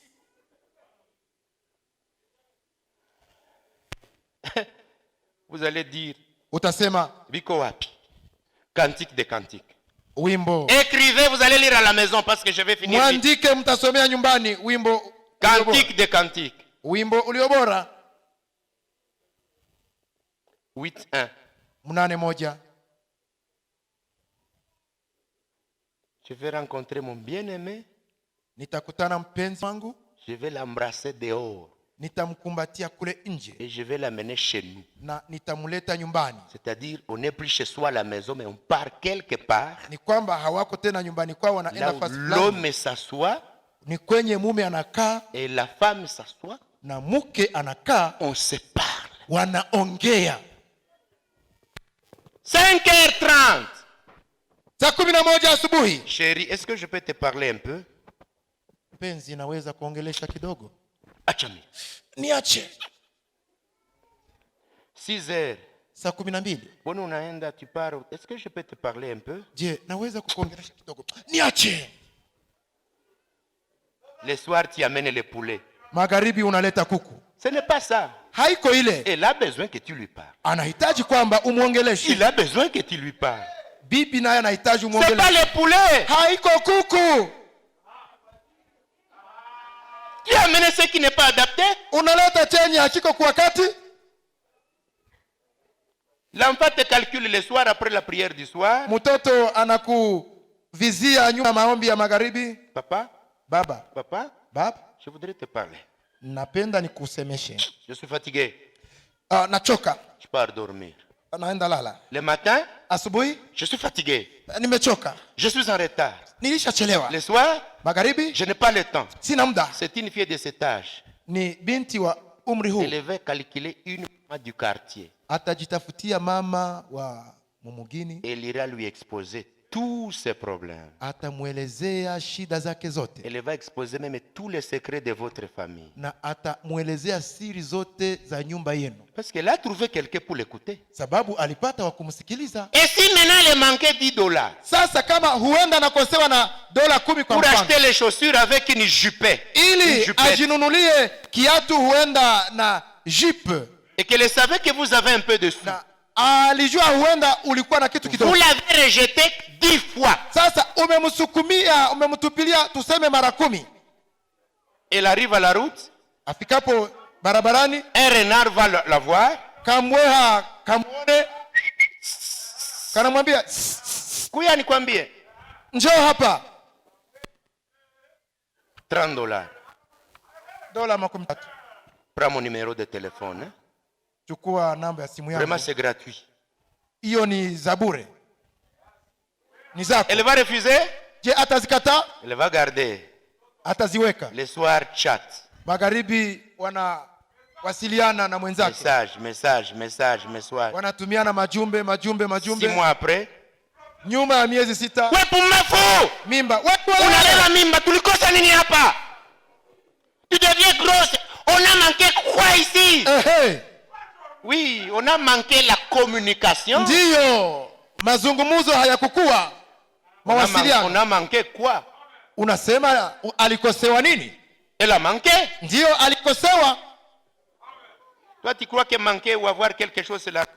Wewe unaweza kuwa kukosa pesa ni kukosa kitu ni paka pesa tu. Beaucoup d'enfants ici souffrent.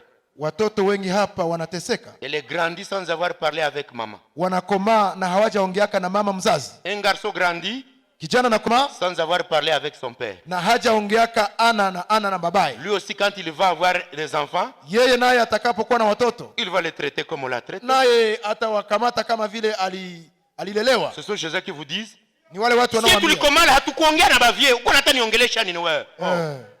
Nous on a grandi, on ne parlait pas avec nos papas. Tu veux me parler quoi? oui, Le jour qu'il va engrosser, siku atabebesha mimba, c'est alors que tu sauras qu'il fallait lui parler. ndipo utajuaka kwamba ulichelewaka kwa kumwongelesha. Il y a les gens qui aiment l'honneur. Kuko watu wanapendaka heshima.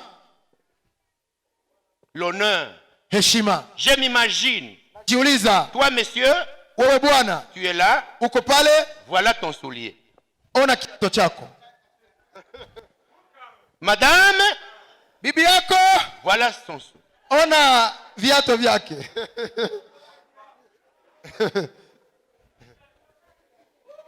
Alors, quand vous allez au mariage, Sasa wakati kuko ndoa, ce sont ces hommes qui ne veulent pas aller avec un ni femme wale comme ça. waume ambao hawapendake waende na wake zao. Alors la femme dit, haunipendake. Ndipo Tu ne m'aimes pas. atakwambia unipendi Tu me bwana. laisses dans des fêtes. Tu me laisses dans des fêtes. Unaniachaka msherehe Tu ne me zako, présentes pas à tes amis. haunionyeshake rafiki zako. Quand tu es avec les gens, Wewe wakati una watu tu fais tout pour ne pas leur dire moi je suis qui. unajikazaka usiwaambie mimi Tu niko vas nani. me dire que tu m'aimes alors que tu as honte de moi. Unataka kuniambia unanipenda na unanisikiliaka haya. L'époux dit, Bwana anasema, toi quand je suis avec toi, wewe wakati tuko tu pamoja, fais tout pour passer au marché disant que tu pars acheter les oignons. unafanya kiwezekanavyo, unaenda msoko kusema unaenda uza matunguu, Et puis tu passes pour aller à la maison. kisha unapitia na njoo Si kwenda tu es nyumbani. honteuse de moi, Kama unanisikiliaka haya, tu me dis que tu m'aimes comme moi. unasema kwamba Tu unanipenda na dois magani. m'accepter tel que je suis. Unapaswa nikubali gisi niko. Vous l'avez déjà mariée, c'est votre femme. Ulishamwoa, njoo bibi yako, Acceptez-la comme ça. muitike gisi iko. Tu es allé la prendre qui t'avait envoyé. Ulipoenda mtongoza na alikutumaka. Un homme achète un bon habit à son épouse.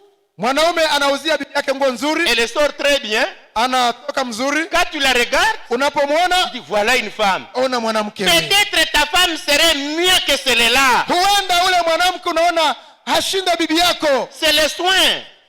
Ni matunzo tu. Mwanamke ni soin. Mwanamke ni matunzo. Toutes les femmes sont belles. Wabibi wote ni wazuri. Je dis bien, toutes les femmes sont belles. Banamuke wote banakuwaka bazuri. C'est une question de soin. Ni kazi tu ya kubatunza. Alors, Sasa la question d'honneur, jambo la heshima, vous avez besoin de l'honneur, unahitaji heshima, la réputation, sifa nzuri, la vie à l'extérieur, maisha ya huko nje, les habits que lui fait porter, mavazi unayomvika, la façon dont vous lui ou vous la présentez, namna unavyomwonyesha wenzako, comment tu traites les siens. namna unavyotunza bakwabo. Amen. Goja nipatie muti. C'est vrai, c'est vrai. Je vais traîner là-dessus. Wewe utanambia unanipenda na huko natukana bakwetu.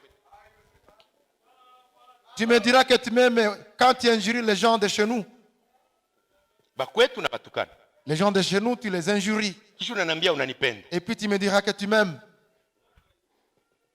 Bakwenu bakikuya unabafurahia. Les gens de chez vous, quand ils arrivent, tu te sens heureux. Mais bakwetu bakikuya hauwaone.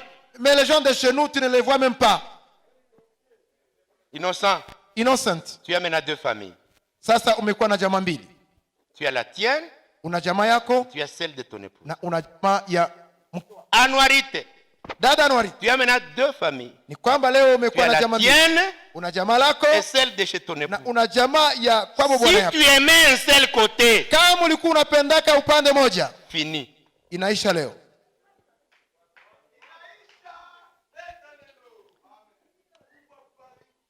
Proverbe 22 dit, Mezali 22 nasema, la bonne réputation sifa nzuri vaut mieux que l'or. ni heri kuliko dhahabu.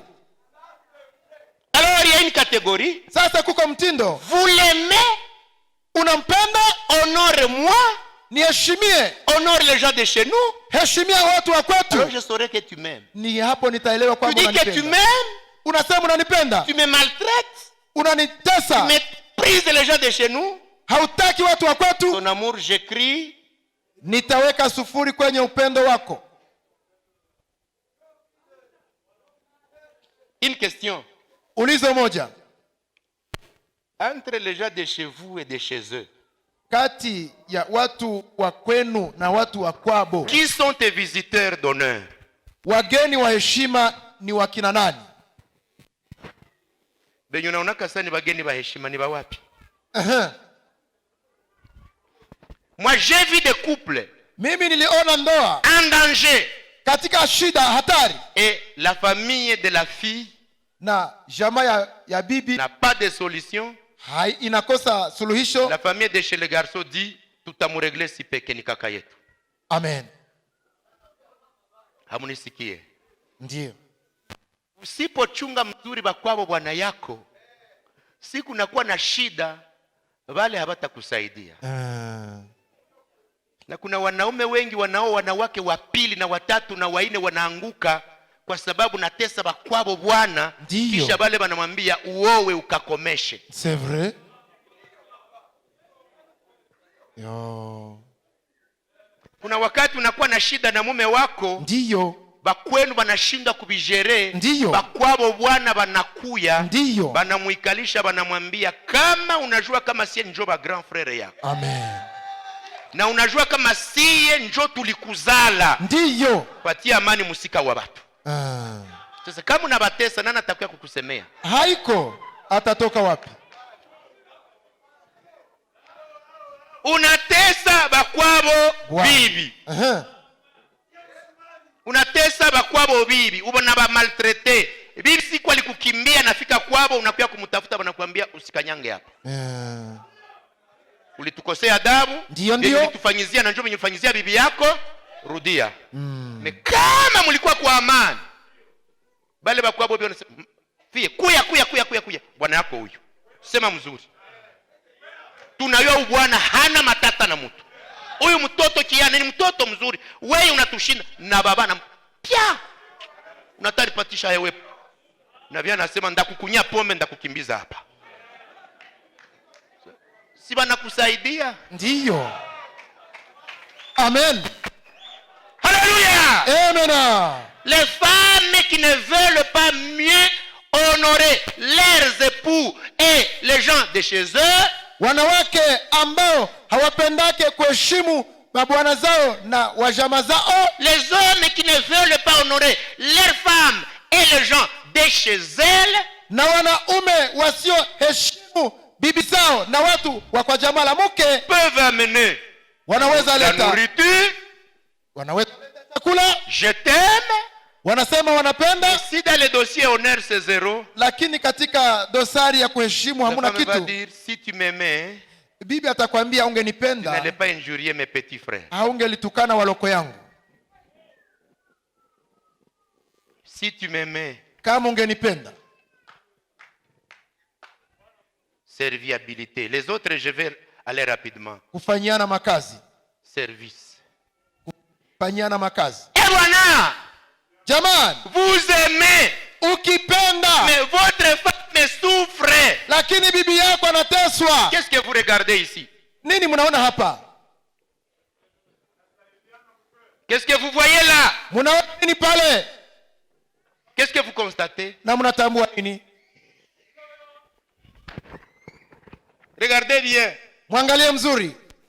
Lui, yeye est en train de fixer, iko anapigilia msumari, mais la femme elle est. Na bibi anamsaidia. Lui, yeye bwana, est là, iko pale, elle est dans la cuisine, bibi iko jikoni, il vient l'aider. Bwana yake anakuja msaidia. Ils sont là, wako pale, mais elle est là. Lakini muone bibi.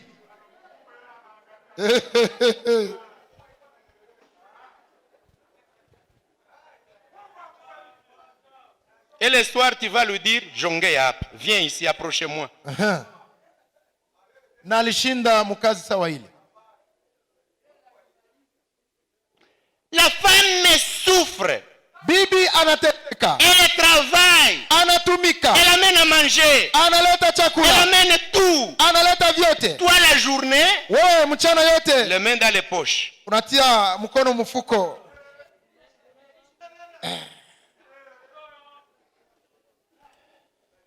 Tu arrives là, il y a des cartes à jouer. Sorry? Les cartes à jouer. Unakwenda kwenye mchezo wa karata. Machive. Mangura. Unacheza Et michezo. le soir, Na magharibi sans honte, bila haya, ni scrupule, bila haya tu dis, unasema, est-ce qu'il y a à manger ici? je, kuko chakula hapa? Sans honte.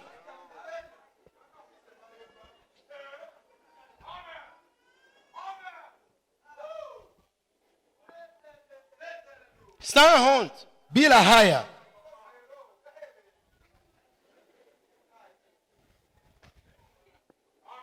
Oui, le chômage est possible. Ndiyo, kukosa kazi inawezekana. Je comprends. Naelewa, C'est possible. inawezekana. Mais il y a des choses que l'homme aussi peut aider la femme à la maison. Lakini kuna makazi zenye mwanaume anapaswa saidia yako bibi nyumbani. Le dimanche, je vous ai posé la question. Jumapili niliwauliza, Tu dors. unalala, La femme est à la cuisine tôt le matin. bibi iko jikoni Pour te asubuhi préparer mapema un peu de soupe pour manger avant d'aller. kusudi akutayarishie ka chakula mbele uende kukazi. Tu vas l'appeler pour dire, viens arranger même les souliers ici. Utamwita, kuya nitengenezea kiatu hapa. Est-ce que toi, tu ne peux pas prendre les chaussures, les arranger? Wewe Vraiment. bwana, kukamata kiatu unakitengeneza itakugharimu nini? Et tu dis, Kisha unasema Nariatori quoi hapa? Et les souliers sont ici. ehe, Tu laisses les lits non arrangés. unaacha kitanda ovyo ovyo. Il faut que la femme encore quitte là, vienne arranger Inaomba ça, tena arranger bibi ça. atoke Elle commence- jikoni akuya atengeneze kitanda. Un homme qui Mwanaume a passé la nuit sur un lit, mwenye alilala kukitanda, se lever seulement le matin, tirer le drap, kulamuka tu asubuhi akokote shuka arranger ça seulement, ainyoroshe tu pour que quand même le lit soit esthétique. kusudi kitanda kionekane na hali nzuri. Est-ce que vraiment ça te réduit la capacité Ile masculine? inamunyang'anya uwezo wa kuwa mwanaume. Mais il y a ceux qui ne l'ont jamais fait pendant Lakini 20 ans hapa de kuko- mariage. Vous êtes ici et vous n'avez pas honte. Hapa kuko banaume wanafanya miaka na miaka hawajafanya hiyo na hawana haya.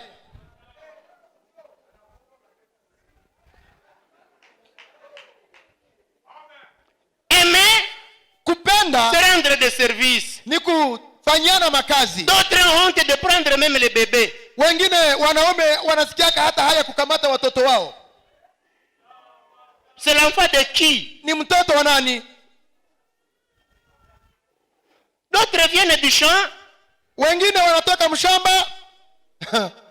La femme porte des régimes de bananes. 1, 2, 3, 4, 5.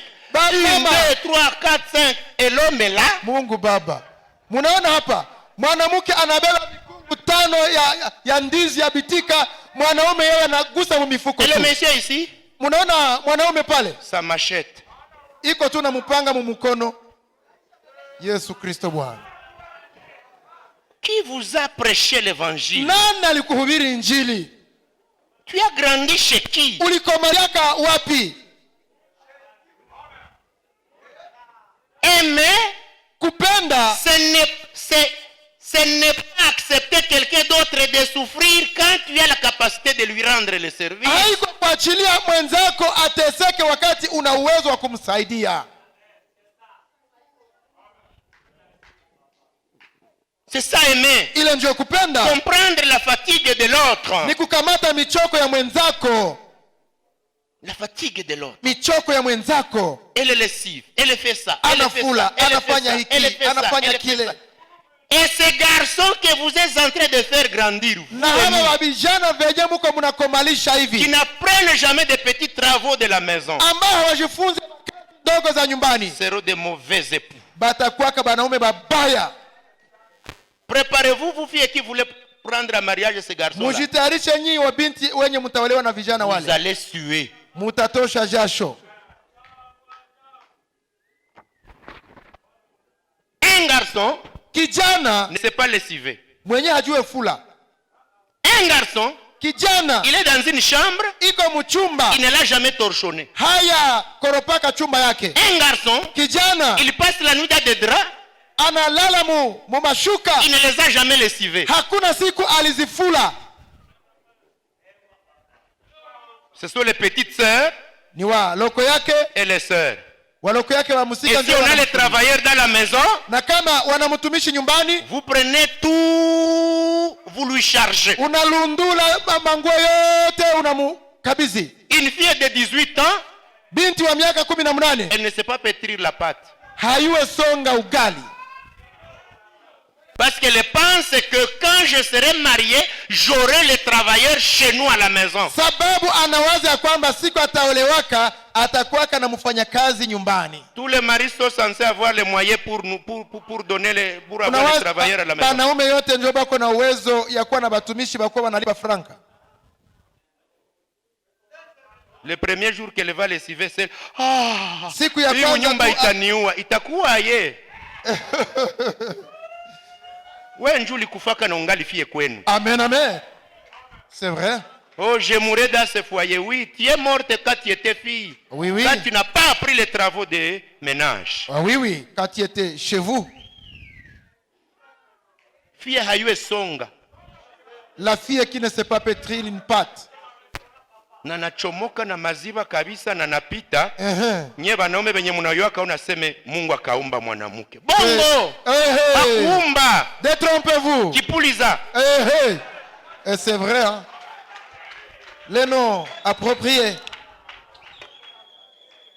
Je vais parler. Nitasema. Parce qu'il y a ici des filles qui doivent être mariées demain. Sababu hapa kuna wabinti wataolewa Il y a kesho. des garçons qui voient se marier aujourd'hui Kuna innocents wavijana watakaooa hapa. et qui disent le prochain tour ce sera nous. Turi ya kufuata itakuwa ni mimi. Vous voulez qu'ils aillent souffrir dans le foyer? Munataka wende watesekee mubunyumba. Il y a des mamans ici Kuna wamama hapa qui ont des garçons ambao qui vijana hapa souhaiteraient que leurs garçons se marient. wangalipenda vijana wao Mais des waoe. fois ils s'imaginent quel genre de femme mon garçon amènera. Lakini baba anajiuliza kijana wangu au binti wangu ataletaka musika wa mtindo gani? Et si par malheur ton beau-fils ne sait jamais rendre des services, Na kama kwa shida mkwe wako hajue fanya kazi musika tateseka. waziwazi. La fille va souffrir. Ah oui oui. Louia! Amen.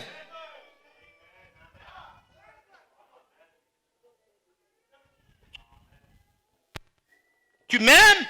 Unanipenda? Rends-moi des services. Nifanyie makazi. Si pour toi tu dois souffrir du matin au soir, Kama kwako utakuwa unateseka tangu asubuhi hadi et que ça ne magharibi te dérange pas, na hiyo haikusumbui, non problème. bo, hakuna shida. Allons maintenant au 6. Sasa twende kula sita. Contact physique. Ile kuwasiliana kimwili, Contact physique.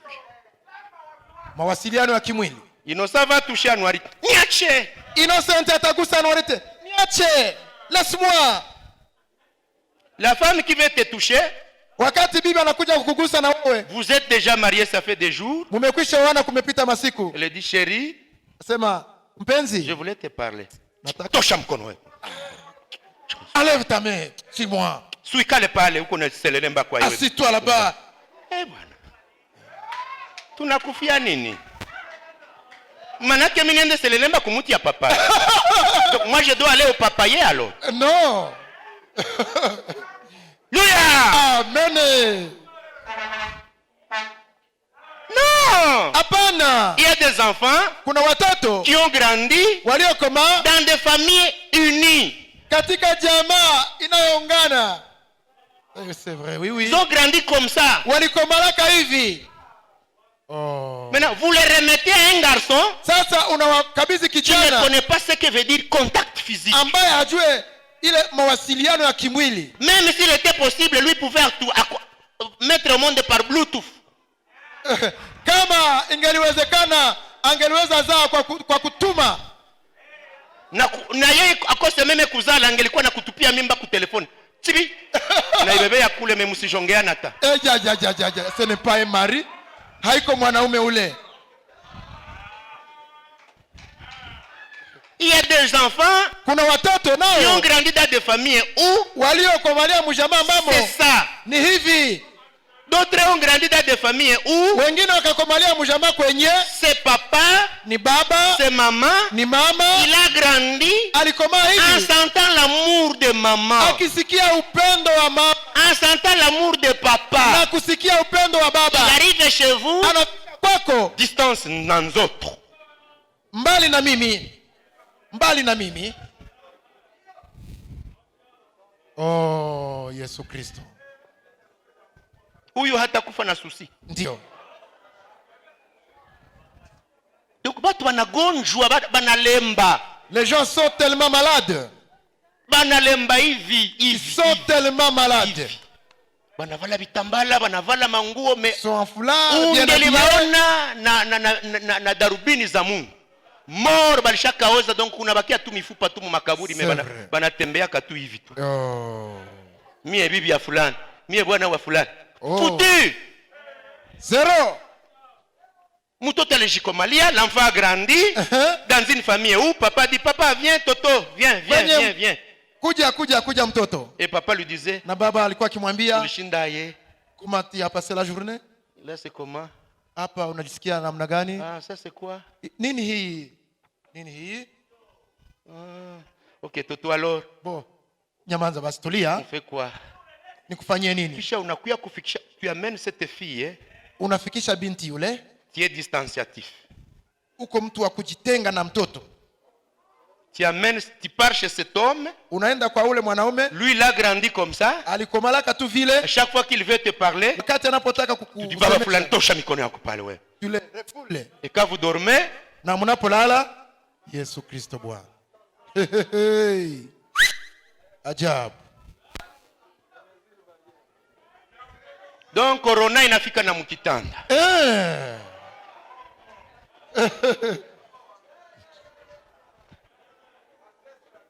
Yes. Vous avez besoin de quoi? Munahitaji nini? Pendant que les autres couples, wakati jozi lingine, pendant que les autres couples, wakati jozi zingine, pendant que les autres, wakati wengine,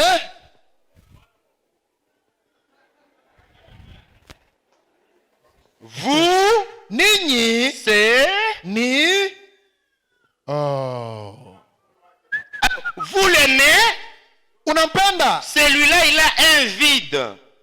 Huyu ana nafasi ambayo haina kitu. Ou celle-là, au dada, elle a un vide. Ana nafasi. Le contact physique. Ya kuwasiliana kimwili. Si vraiment vous l'aimez, kama kweli unampenda, il veut se sentir à côté de vous. Anahitaji awe karibu yako. Il veut vous regarder dans les yeux. Anapenda kutazame machoni. Même Salomon a dit, hata Solomon alisema, ne me regarde pas parce que ton regard me trouble. Usinitazame sababu sura yako inanivuruga. C'est pas refusé. Sikukataa. La femme de Salomon le regardait vraiment, tes yeux me troublent. Essaie de regarder un peu. Bibi ya Solomon alikuwa anaangalia mfalme macho. Solomon anamwambia, jaribu kuangalia pembeni, unanivuruga.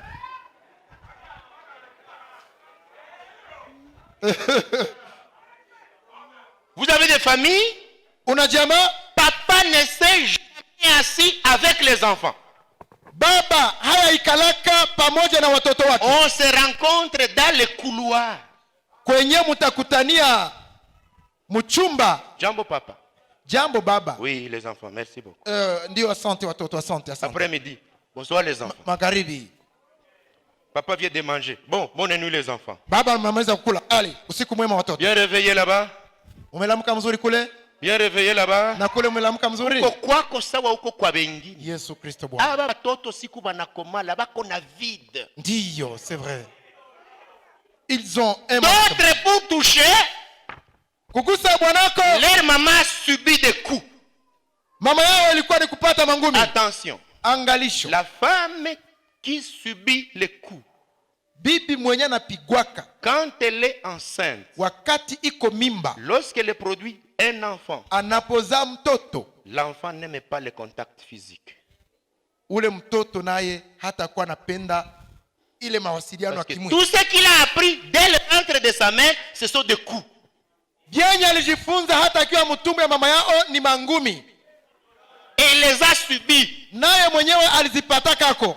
Alors quand il naît, anapozaliwa, chaque fois que vous le touchez, kila mara unapomgusa, il sait que chaque toucher égale choc. anajua kwamba kila kumgusa ni ngumi. Il grandira d'abord en prenant un peu de distance. Atakomala na iko anajitenga. Vous avez besoin de le cajoler. Una wajibu wa kumubembeleza. L'amener à comprendre que kama ulikomalaka na wanapigaka mama, mimi siko pale kukupiga. C'est vrai. Amen. Si tu as grandi pendant qu'on frappait maman, mais moi je ne viens pas pour te frapper. Maintenant si par mégarde tu viens encore tu la tapes comme on a frappé sa mère. Sasa kwa bahati mbaya kama wewe ni kuja na kumupiga gisu ulikuwa unapiga kama mama yao. Jinsi baba yake alikuwa anapiga mama yake. Quel malheur dans le couple. Itakuwa shida gani katika jamaa? Viendra avec tes shawarma, utakuya na nyama zako, les œufs, mayai, la viande, nyama, le poulet, makuku. mais elle a besoin de quelqu'un pour lui dire ou le chine. Anahitaji wa kumgusa na kumongelesha. Les enfants ont besoin, watoto les wanahitaji parents qui leur disent, wazazi wanaowaambia, Jean, Yone, viens ici, njoo hapa, assis-toi ici. kaa hapa. La journée c'est comment? Ulishinda namna gani? Personne ne vous a dérangé? Kuna mwenye alikusumbua? Ça a été comment? Mchana ilikuwa namna gani? Ça c'est quoi? Na nini hii? Nililumia. J'ai été blessé papa. C'est quoi? Ni nini? La fois passée j'avais un petit. Wakati ilipita Nous nilikuwa on na a mtoto. prié à la maison. Tulipokuwa tukiomba On ne nyumbani, savait pas qu'un chien avait mordu notre enfant. sikujua kwamba mbwa aliuma mtoto. Pas le nôtre. Si mtoto wetu, Non, pas notre chien, si mbwa yetu, mais celui de la route. lakini ni mbwa ya kubarabara. Alors, nous on a prié, Sie tuliomba, mais on a remarqué qu'il y avait quelque chose sur les doigts nikatambua kwamba kukidole kuna jeraha qui n'allait pas. ambayo ilimsumbua. Peut-être certains de vos enfants vont même mourir avec des plaies que vous n'avez jamais vues. Parce que vous ne Huenda les touchez jamais. wamoja wa watoto wenu watafikia kukufa na vidonda ambavyo hata nyinyi hamuna habari, sababu hamuwagusaki.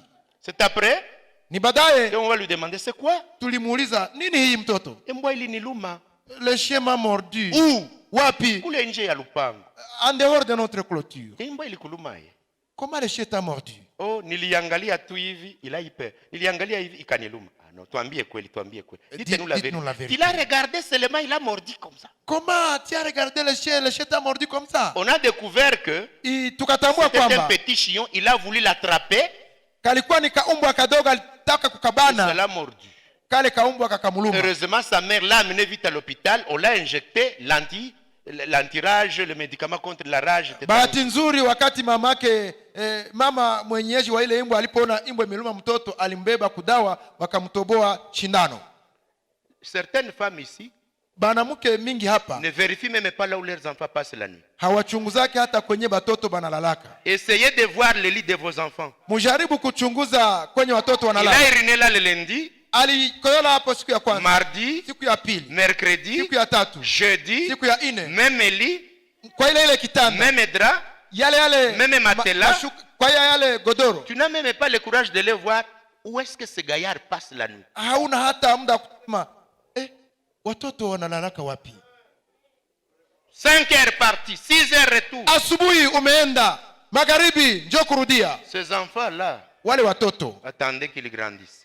ngoja wakomae. Chaque fois que tu les appelleras, Kila utakapowaita ils n'ont aucun contact physique avec les parents. hawajakuwa na mawasiliano Il yoyote ya sera kimwili. au salon. Watakuwa kwenye salon, Où tuongeye? utawaita kwa Maman mazungumzo, mnanisumbua. Il est toujours au téléphone dehors. Parce Maye. qu'il a grandi comme ça. maana ni vile alikomala. Vous avez besoin d'un contact physique? Una haja ya mawasiliano ya kimwili? Oui. Weka vema. Vous n'en avez pas besoin? Hauna nayo haja? Conseil? Mashauri? Quand on te donne conseil, comment tu fais? Unapopewa mashauri unafanyaka nini? Il y a des gens qui n'aiment pas les conseils. Kuna watu wasiopenda mashauri. Quand vous leur parlez, Unapowasemesha ils vous montrent qu'ils vous aiment. watakuonyesha kwamba Mais wanakupenda, ils ne feront jamais les conseils en pratique. lakini hawataitika kama mashauri. Wewe utasema unanipenda na mimi nakwambia kahuvifanyake? Comment diras-tu que tu m'aimes et quand je te conseille tu n'écoutes pas? Tu m'aimes mais tu ne fais pas ce que je te dis. Unanipendaka lakini hausikiake mashauri yangu. Et l'autre, Na mwingine il a toujours des problèmes. yeye ni shida tu siku zote. C'est la numéro 8. Huyu ni wa namba 8, La sensibilité aux émotions. namna ya kujikamata kwa mishtuko. Regardez-moi ça. Muniangalilie hapa.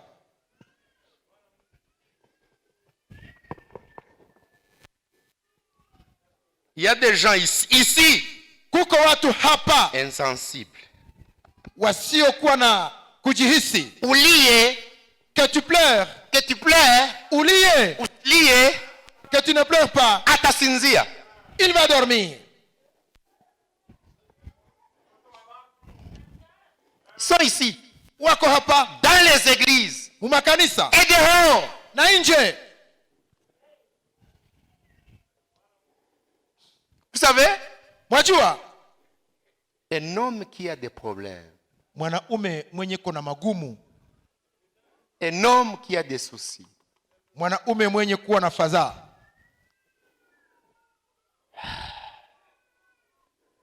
un homme qui a des problèmes, mwanaume mwenye kuwa na shida,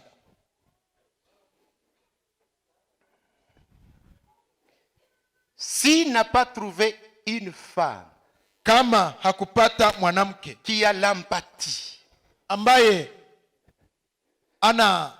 qui sent les émotions des autres, ambaye anasikiaka kujihisi ya wengine, une femme mwanamke qui a des problèmes, ambaye ana shida, mais qui n'a pas un homme ambaye lakini hana mume pour s'approcher d'elle, wa kumkaribia pour lui dire, ili amwambie c'est quoi ma chérie? nini sioendeka.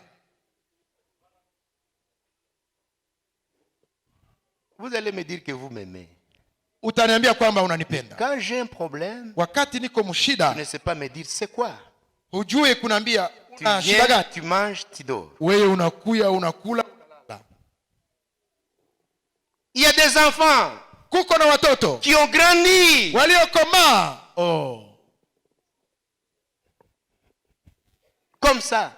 hivi. Chaque fois qu'il pleurait, Na mara alipolia il y a une maman kulikuweko mama qui lui disait, aliyemwambia calme-toi mon enfant. tulia mwanangu. Maintenant, il arrive chez vous, Sasa anafika ou kwako elle arrive chez vous, au anafika kwako quand elle a des soucis, wakati anafadhaa, l'homme est là, bwana iko la pale femme est là, na mke iko mais pale, ne lui dit jamais, hamwambiaki calme-toi, calme-toi. tulia mpenzi, tulia. Elle va pleurer là-bas dans la chaise jusqu'à s'éteindre. Bibi atalilia pale mukiti mpaka saa atanyamanza. Elle a perdu sa mère. Alikufisha mamake, Chez vous, les activités continuent. wewe unaendelesha kazi zako tu. Elle a un deuil en famille. Alipatwa na msiba mjama, Toi, c'est normal. we kwako ni kawaida. Mais quand c'est chez vous, Lakini ikifanyika kwenu, toutes les activités sont suspendues. kazi zote zinasimamishwa.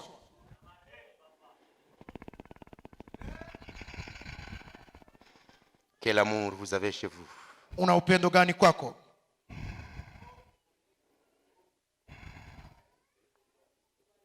L'homme Mume a besoin d'une femme anahitaji mke pour lui dire, wa kumwambia calme-toi, tulia, mume wangu, calme-toi. tulia. Il a grandi comme ça.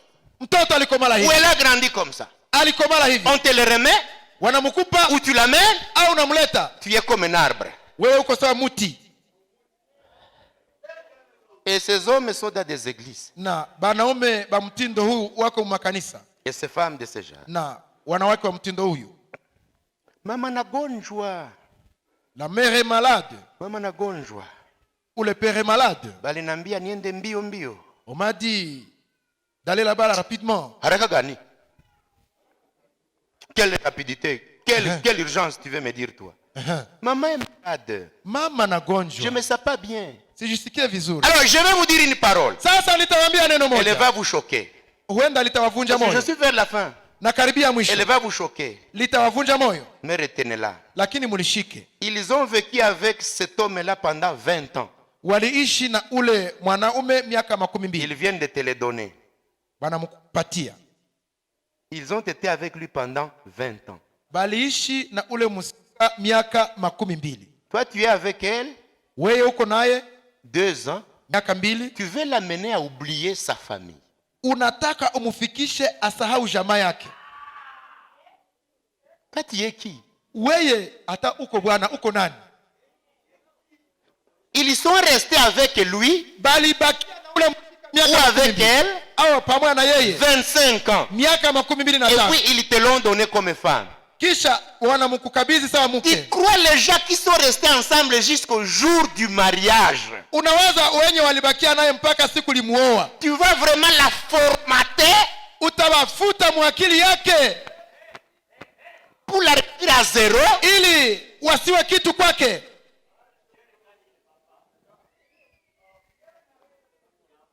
Moi j'ai mis au monde ma fille. J'ai mis au monde ma fille. Mie nilizala binti wangu, Je l'ai nourrie. nikamkulisha, Je l'ai scolarisée. nikamsomesha, Je l'ai nourrie. nikamkulisha, Je l'ai amenée à l'hôpital. nikambeba hospitalini, Je te la donne. ninamkupa 2 ans. miaka 2, Vous êtes ensemble. muko pamoja, Moi je suis malade. mimi nagonjwa, Tu l'empêches de me voir. unamzuia asije kuniona.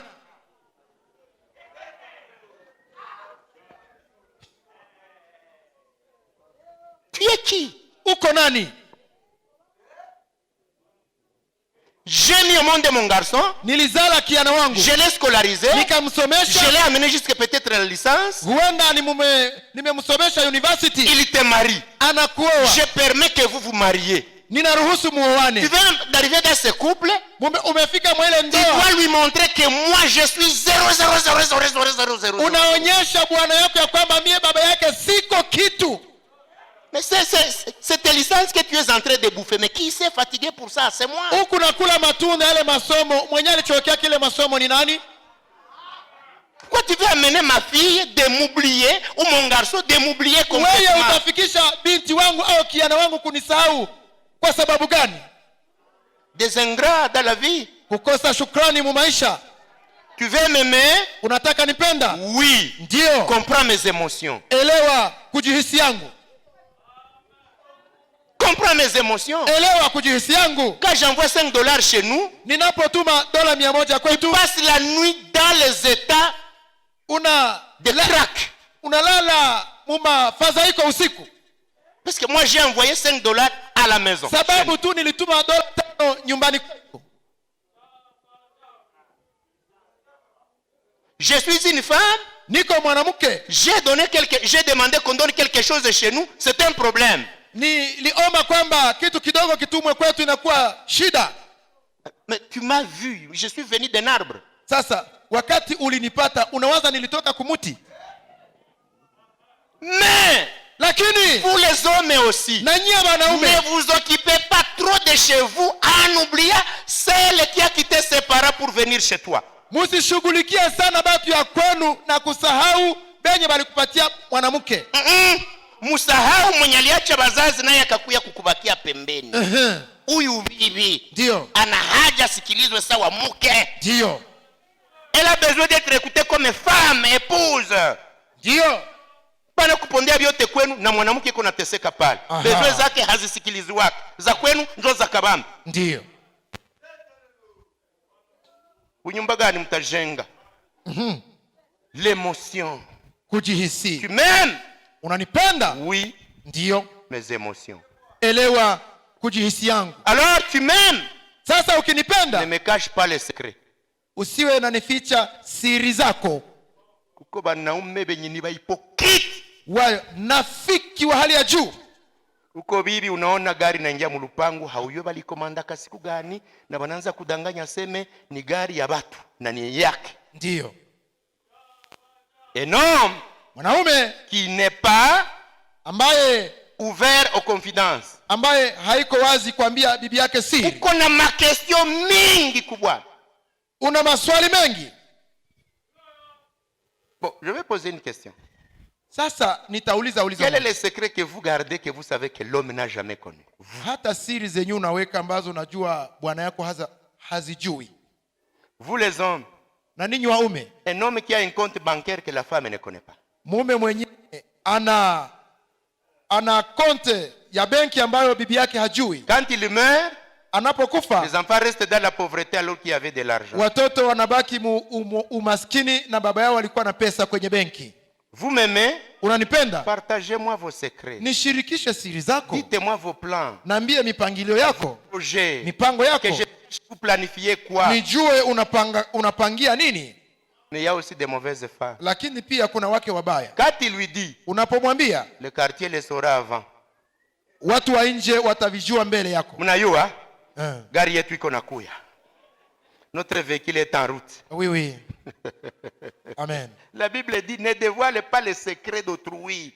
Biblia inasema usitoboe siri ya mwenzako. Et en dernier, on va prier pour nos amis. Ya mwisho ili tuombee wapendwa. Vous aimez quelqu'un?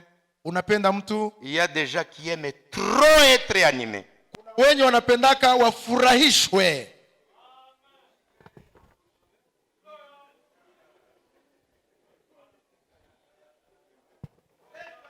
Il y a des gens qui sont nés. Kuna watu waliozaliwa. Vraiment, si vous l'aimez, kweli ukimupenda, il faut toujours lui faire des fêtes. Inafaa kuwa namfanyizia masherehe, des choses mfanyia vitu qui les rend content. Vinavyomfurahisha. Ils aiment. Wanapenda. Comme la Bible dit. Sawa Biblia inasema. Vous allez les trouver dans utaikuta katika Cantique 1:4. Wimbo ulio bora. Viens, kuja, nous allons nous égayer, tutajifurahisha, nous allons être contents, tutafurahi, nous allons célébrer notre joie. Tutaonyesha furaha yetu. Une femme, mwanamke de ce genre, wa mtindo huu, tu connais sa date de naissance? Unajua siku alizaliwa? Sa date de naissance. Unajua siku alipozaliwa? Tu sais que ta femme elle est de cette catégorie. Unajua kuwa bibi yako ni wa mtindo huu? Au marché, pita musoko, achète un petit rien, umununulie tu kitu kidogo. Caché. Mutabakia tu bashenzi bashenzi bashenzi bashenzi. Mko mnaweza sema kizungu ni zambi. Apana. Na kuko kizungu yenye haiko zambi. Ndiyo. Mwache bushenzi. Ndiyo. Mwache, je répète bien, mwache bushenzi. Ninabirudia ndani, mwache bushenzi. Quittez l'ignorance. Kufetia anniversaire ya mwanamke kama uko na mwaye haiko zambi. Mwache bushenzi. Quittez l'ignorance. Mko mnaniangalia ndasema. Je vais parler. Même si vous me regardez, je vais parler. Mnaweza ni kizungu ya zambi. La civilisation n'est pas un péché. Ça dépend de comment vous l'utilisez. Inatokana na gisi unaigere. Elle a une date elle est à son anniversaire. Anafika kwa siku yake ya kuzaliwa. C'est l'anniversaire de mariage. Au siku ya ndoa yake. Faites des petites surprises. Mfanyizie bitu fulani. Si tu peux. Kama unaweza. Et si tu ne peux pas. Na kama hawezi. Achète 2 bananes. Uza tabitika biwili. C'est 500 francs. Ni franka 500. Ficha. Kachele. Ni magharibi ni 20h. C'est le soir. Chérie. Penzi. Kuya hapa. Viens ici. Unafunga mlango. Tu fermes la porte. Ferme la porte. Tu t'assois avec elle. Unaikala naye. Chérie. Mpenzi. Je me souviens. Nakumbuka. Un certain 26 septembre. Tarehe 16 mwezi wa kenda. Il y a une fille qui est née. Kuna binti aliyezaliwa. Elle s'appelle Clémentine. Anaitwa Elizabeth Muhawe. Cette date, je la garde dans mon cœur. Siwezi sahau. Parce que je sais que c'est le jour ma bien-aimée est née. Sababu ni siku kipendo alizaliwaka. Je n'ai rien à t'offrir. Sina la kukupa. Cette banane, kitika, juste te dire que kukwambia tu, si j'avais une vache, ningelikuwa na ngombe, j'allais l'égorger. Ningeliichinja. Comme je n'en ai pas, hivi sinayo. Souviens-toi que c'est ton anniversaire. Kumbuka kwamba ni siku lizaliwaka. Haiko banane. Sinikitika. Ce n'est pas la grandeur de la chose que tu donnes. C'est l'esprit, le climat, le courant. Kitu kikubwa bali ni ile roho. La façon que tu lui rappelles sa date de naissance. Namna tu unayomkumbusha siku aliyozaliwa. Mwache bushenzi. Mwache bushenzi. Quittez dans l'ignorance.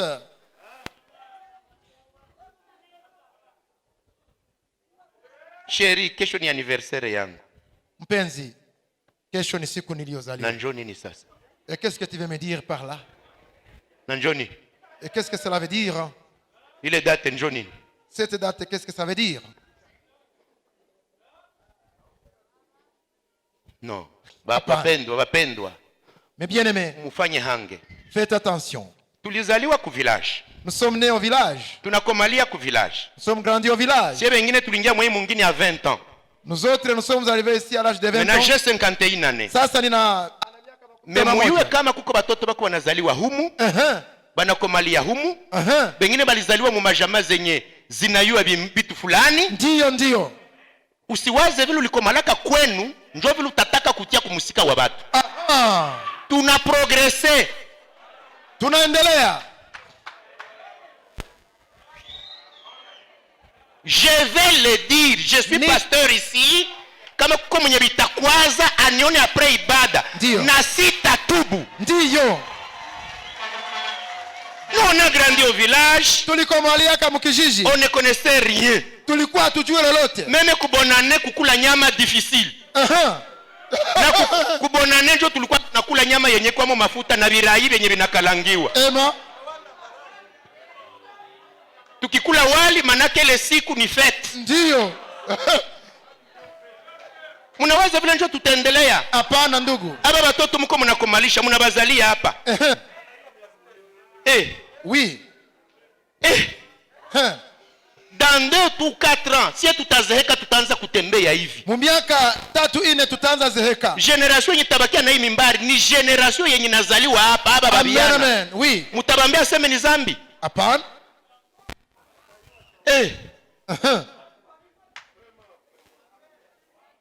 Leo iko nafika kuma travaux, dans certains bureaux, katika afisi fulani on a des tableaux de l'anniversaire de chacun. Kuna ubao wa kila siku mtu alizaliwa. Les ressources humaines ont un tableau des anniversaires. Wewe unahusika na kuangaje watu. En commençant par là, moi-même je travaille. Kuanzia kwenye anatumika. Chaque fois que c'est votre journée d'anniversaire, kila siku wakati ni tarehe yako ya kuzaliwa, avant de rentrer déjà chez vous, on vous a fêté au bureau, vos collègues. Urudie kwako wamekufanyia karamu kwenye unatumika. Les collègues des expatriés qui ne sont même pas congolais. Wenzako hata wa kutoka mbali ambao si wakongomani. Kisha kubiro bakufanyizia anniversaire ufike kunyumba na kitu. On te fait l'anniversaire au bureau, tu arrives à la maison, ton époux te regarde. Ce n'est pas qu'il n'y a pas d'argent. J'insiste. Nasisitiza kwamba il n'y a pas de moyens, il n'y a pas de moyens. Na pato haiko. Que personne ne m'écoute, ça c'est ma bibi batatua. Les femmes vont nous tuer avec des anniversaires. Je viens de dire même une banane. Nimesema kuwa hata kitika kimoja. Ah non frère, quand même hein. Hapana ndugu. Même frère a fêté l'anniversaire de sa femme. Hata mjumbe wetu alikuwa akisherekea siku ya kuzaliwa kwa bibi yake. Allez lire la brochure, Dieu tient sa parole. Nendeni kasome ujumbe unaosema Mungu anashikilia neno lake. Il me dit qu'au jour de l'anniversaire de notre mariage, je prenais ma femme et on allait quelque part, je laissais tout le monde et on allait quelque part dans les champs pour chasser, et là je m'asseyais pour le dire, je me souviens qu'on s'était marié avec toi. Eti nakumbuka kwamba siku tulioana. Ndio. Vous voulez nous amener où? Mnataka tubebe wapi? Vous voulez que les gens vivent dans des foyers avec des cœurs vraiment très lourds? Mnataka watu waishi mu majamaa na mizigo ya uzito? Il y a des gens qui ont besoin wanaohitaji vous leur manifester l'amour, kwamba uwadhihirishie vous les mapendo, égayez, vous les rendez joyeux quand c'est possible. unawafurahisha, unawapatia raha kama inawezekana. Souvenez-vous, vous n'avez que 7 ans, mais un jour l'un va laisser l'autre et l'autre va rester. Mupendane, mungali pamoja, kuna siku mmoja ataacha mwingine. Des fois vous oubliez que mara il y a mnasahau un jour, kuna siku si Christ tarde, Kristo akikawia, l'un sera obligé d'accompagner l'autre jusqu'à la tombe et mmoja rentrer à la maison. atakuwa na jukumu ya kusindikiza mwenzake hadi kukaburi. C'est inévitable. Ni jambo la kawaida. Ce n'est pas ce jour-là que tu diras j'avais une bonne femme, Haiko ile siku njoo utasema nilikuwa na mke mwema, j'avais un bon mari. eti nilikuwa na mume Tu ne peux mzuri. plus le trouver. Hauwezi tena C'est kumpata. pendant que vous êtes ensemble Ni wakati muko pamoja que vous pouvez rendre l'autre joyeux. munaweza furahishana mmoja kwa mwingine. Amen. Souvenez-vous, Mkumbuke la mort est en train de circuler à côté de nous. kifo kiko kinatuzunguka. Et les Amen. années passent. Sorry. Et les années passent. Na miaka inapita. Si ta femme te dit kama bibi yako que anakwambia je sois content, nasisikia heri, que je sois content. nifurahi, Ça fait longtemps que je ne mange pas les œufs. kuna siku nyingi sikule mayai, Aidez-moi. nisaidie mume wangu, 5 œufs seulement. mayai 5 peke yake. Tu le dis. Unamwambia Unataka nileta mkizungu. kila watu ndio Parce que moi j'ai wanakula. grandi à manger les œufs. Mimi nilikomalaka nikikula mayai.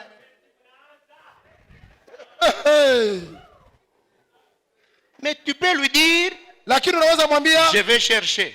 nitatafuta. Premier jour, tu caches 500. Siku ya kwanza unaficha franka 500, L'autre jour, 500. siku ingine 500, 2 semaines après, juma mbili baadaye tu as 1500 francs. una 1,000 na Tu nusu, achètes les 5 œufs. unauza yale mayai 5, Tu l'amènes dans la chambre et tu lui dis, unayaleta mchumba, namwambia je me suis souvenu de la promesse.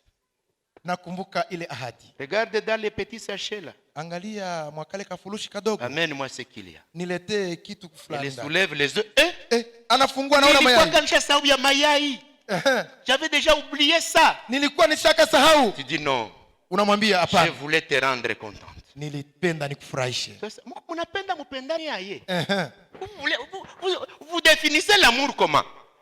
Namna gani mtafasilia upendo? Devoir à domicile. Kazi ya nyumbani. Tu es où? Uko wapi? Donner, Ana parler, kuongea, vanter, kumtapa, douce parole. maneno matamu, Besoin de moments de parler de vos problèmes, vous deux. kuwa na muda wa kuongea kazi zenu, L'honorer, s'honorer et honorer les gens de chez vous et de chez eux. kumheshimu, kuheshimu watu wa kwenu na wa kwao, Lui rendre des petits services. kuwa namfanyia makazi Ou fulani, la laisser ou lui laisser fatiguer. au unamwachilia na kumchokesha. Contact physique ou bien séparation. Mawasiliano ya kimwili au ni kutengana, Recevoir les conseils, les pratiquer ou bien les rejeter. kupokea mashauri na kuyatupilia au kuyatimiza, Sentir ses émotions et les calmer ou bien les laisser mourir là où les mourra. kuelewa namna yake ya kujihisi au kumwachilia akufe nazo, Se dire des secrets ou kuambiana bien rester hypocrite chacun dans son coin avec ses propres. kuambiana siri au kubakiana uishi pamoja mkiwa wajanja Ou wanafiki, bien quand même l'égayer de temps en temps. au mara na mara kuwa na nyakati za kufurahishana. Allez parler avec vos époux. Mwende muongee na waume yenu. Vous êtes qui? Uko nani? Avec quel vide? Una fasi gani ambayo Il doit remplir où? anapashwa jaza wapi? La sivyo Vous serez dans cette église? utakuwa mwa kanisa Des jaunes. kimanjano. Donnez-moi un exercice là. Donnez-moi quelque chose là. Un autre qui... Oh yes. Donnez-moi un autre. Bon, kuko benye wanataka rudia mwa hii kanisa na bako hivi. Mwende mzuri. Allez bien avec vos bihabane. Allez bokende na bino epana bino. Mwende Bonjour, kwenu comme ça. murudie mwanamuko hivi. Bon, ça va. Sawa. Comme on vous a dit, vous n'avez pas entendu. Hivi mumeambiwa na hamutaki kusikia, Vous ne voulez pas offrir à d'autres l'amour dont ils ont hamutaki besoin. kupatiana mapenzi. Première famille. Jamaa ya kwanza itarudia iko hivi, Destination en enfer. inaelekea jehanamu. Demandez à votre époux. Uliza bwanako, Unapenda niko nafanya nini? Tu Amen. veux que moi je t'aime comment? unataka niwe na kuonyesha mapenzi namna gani?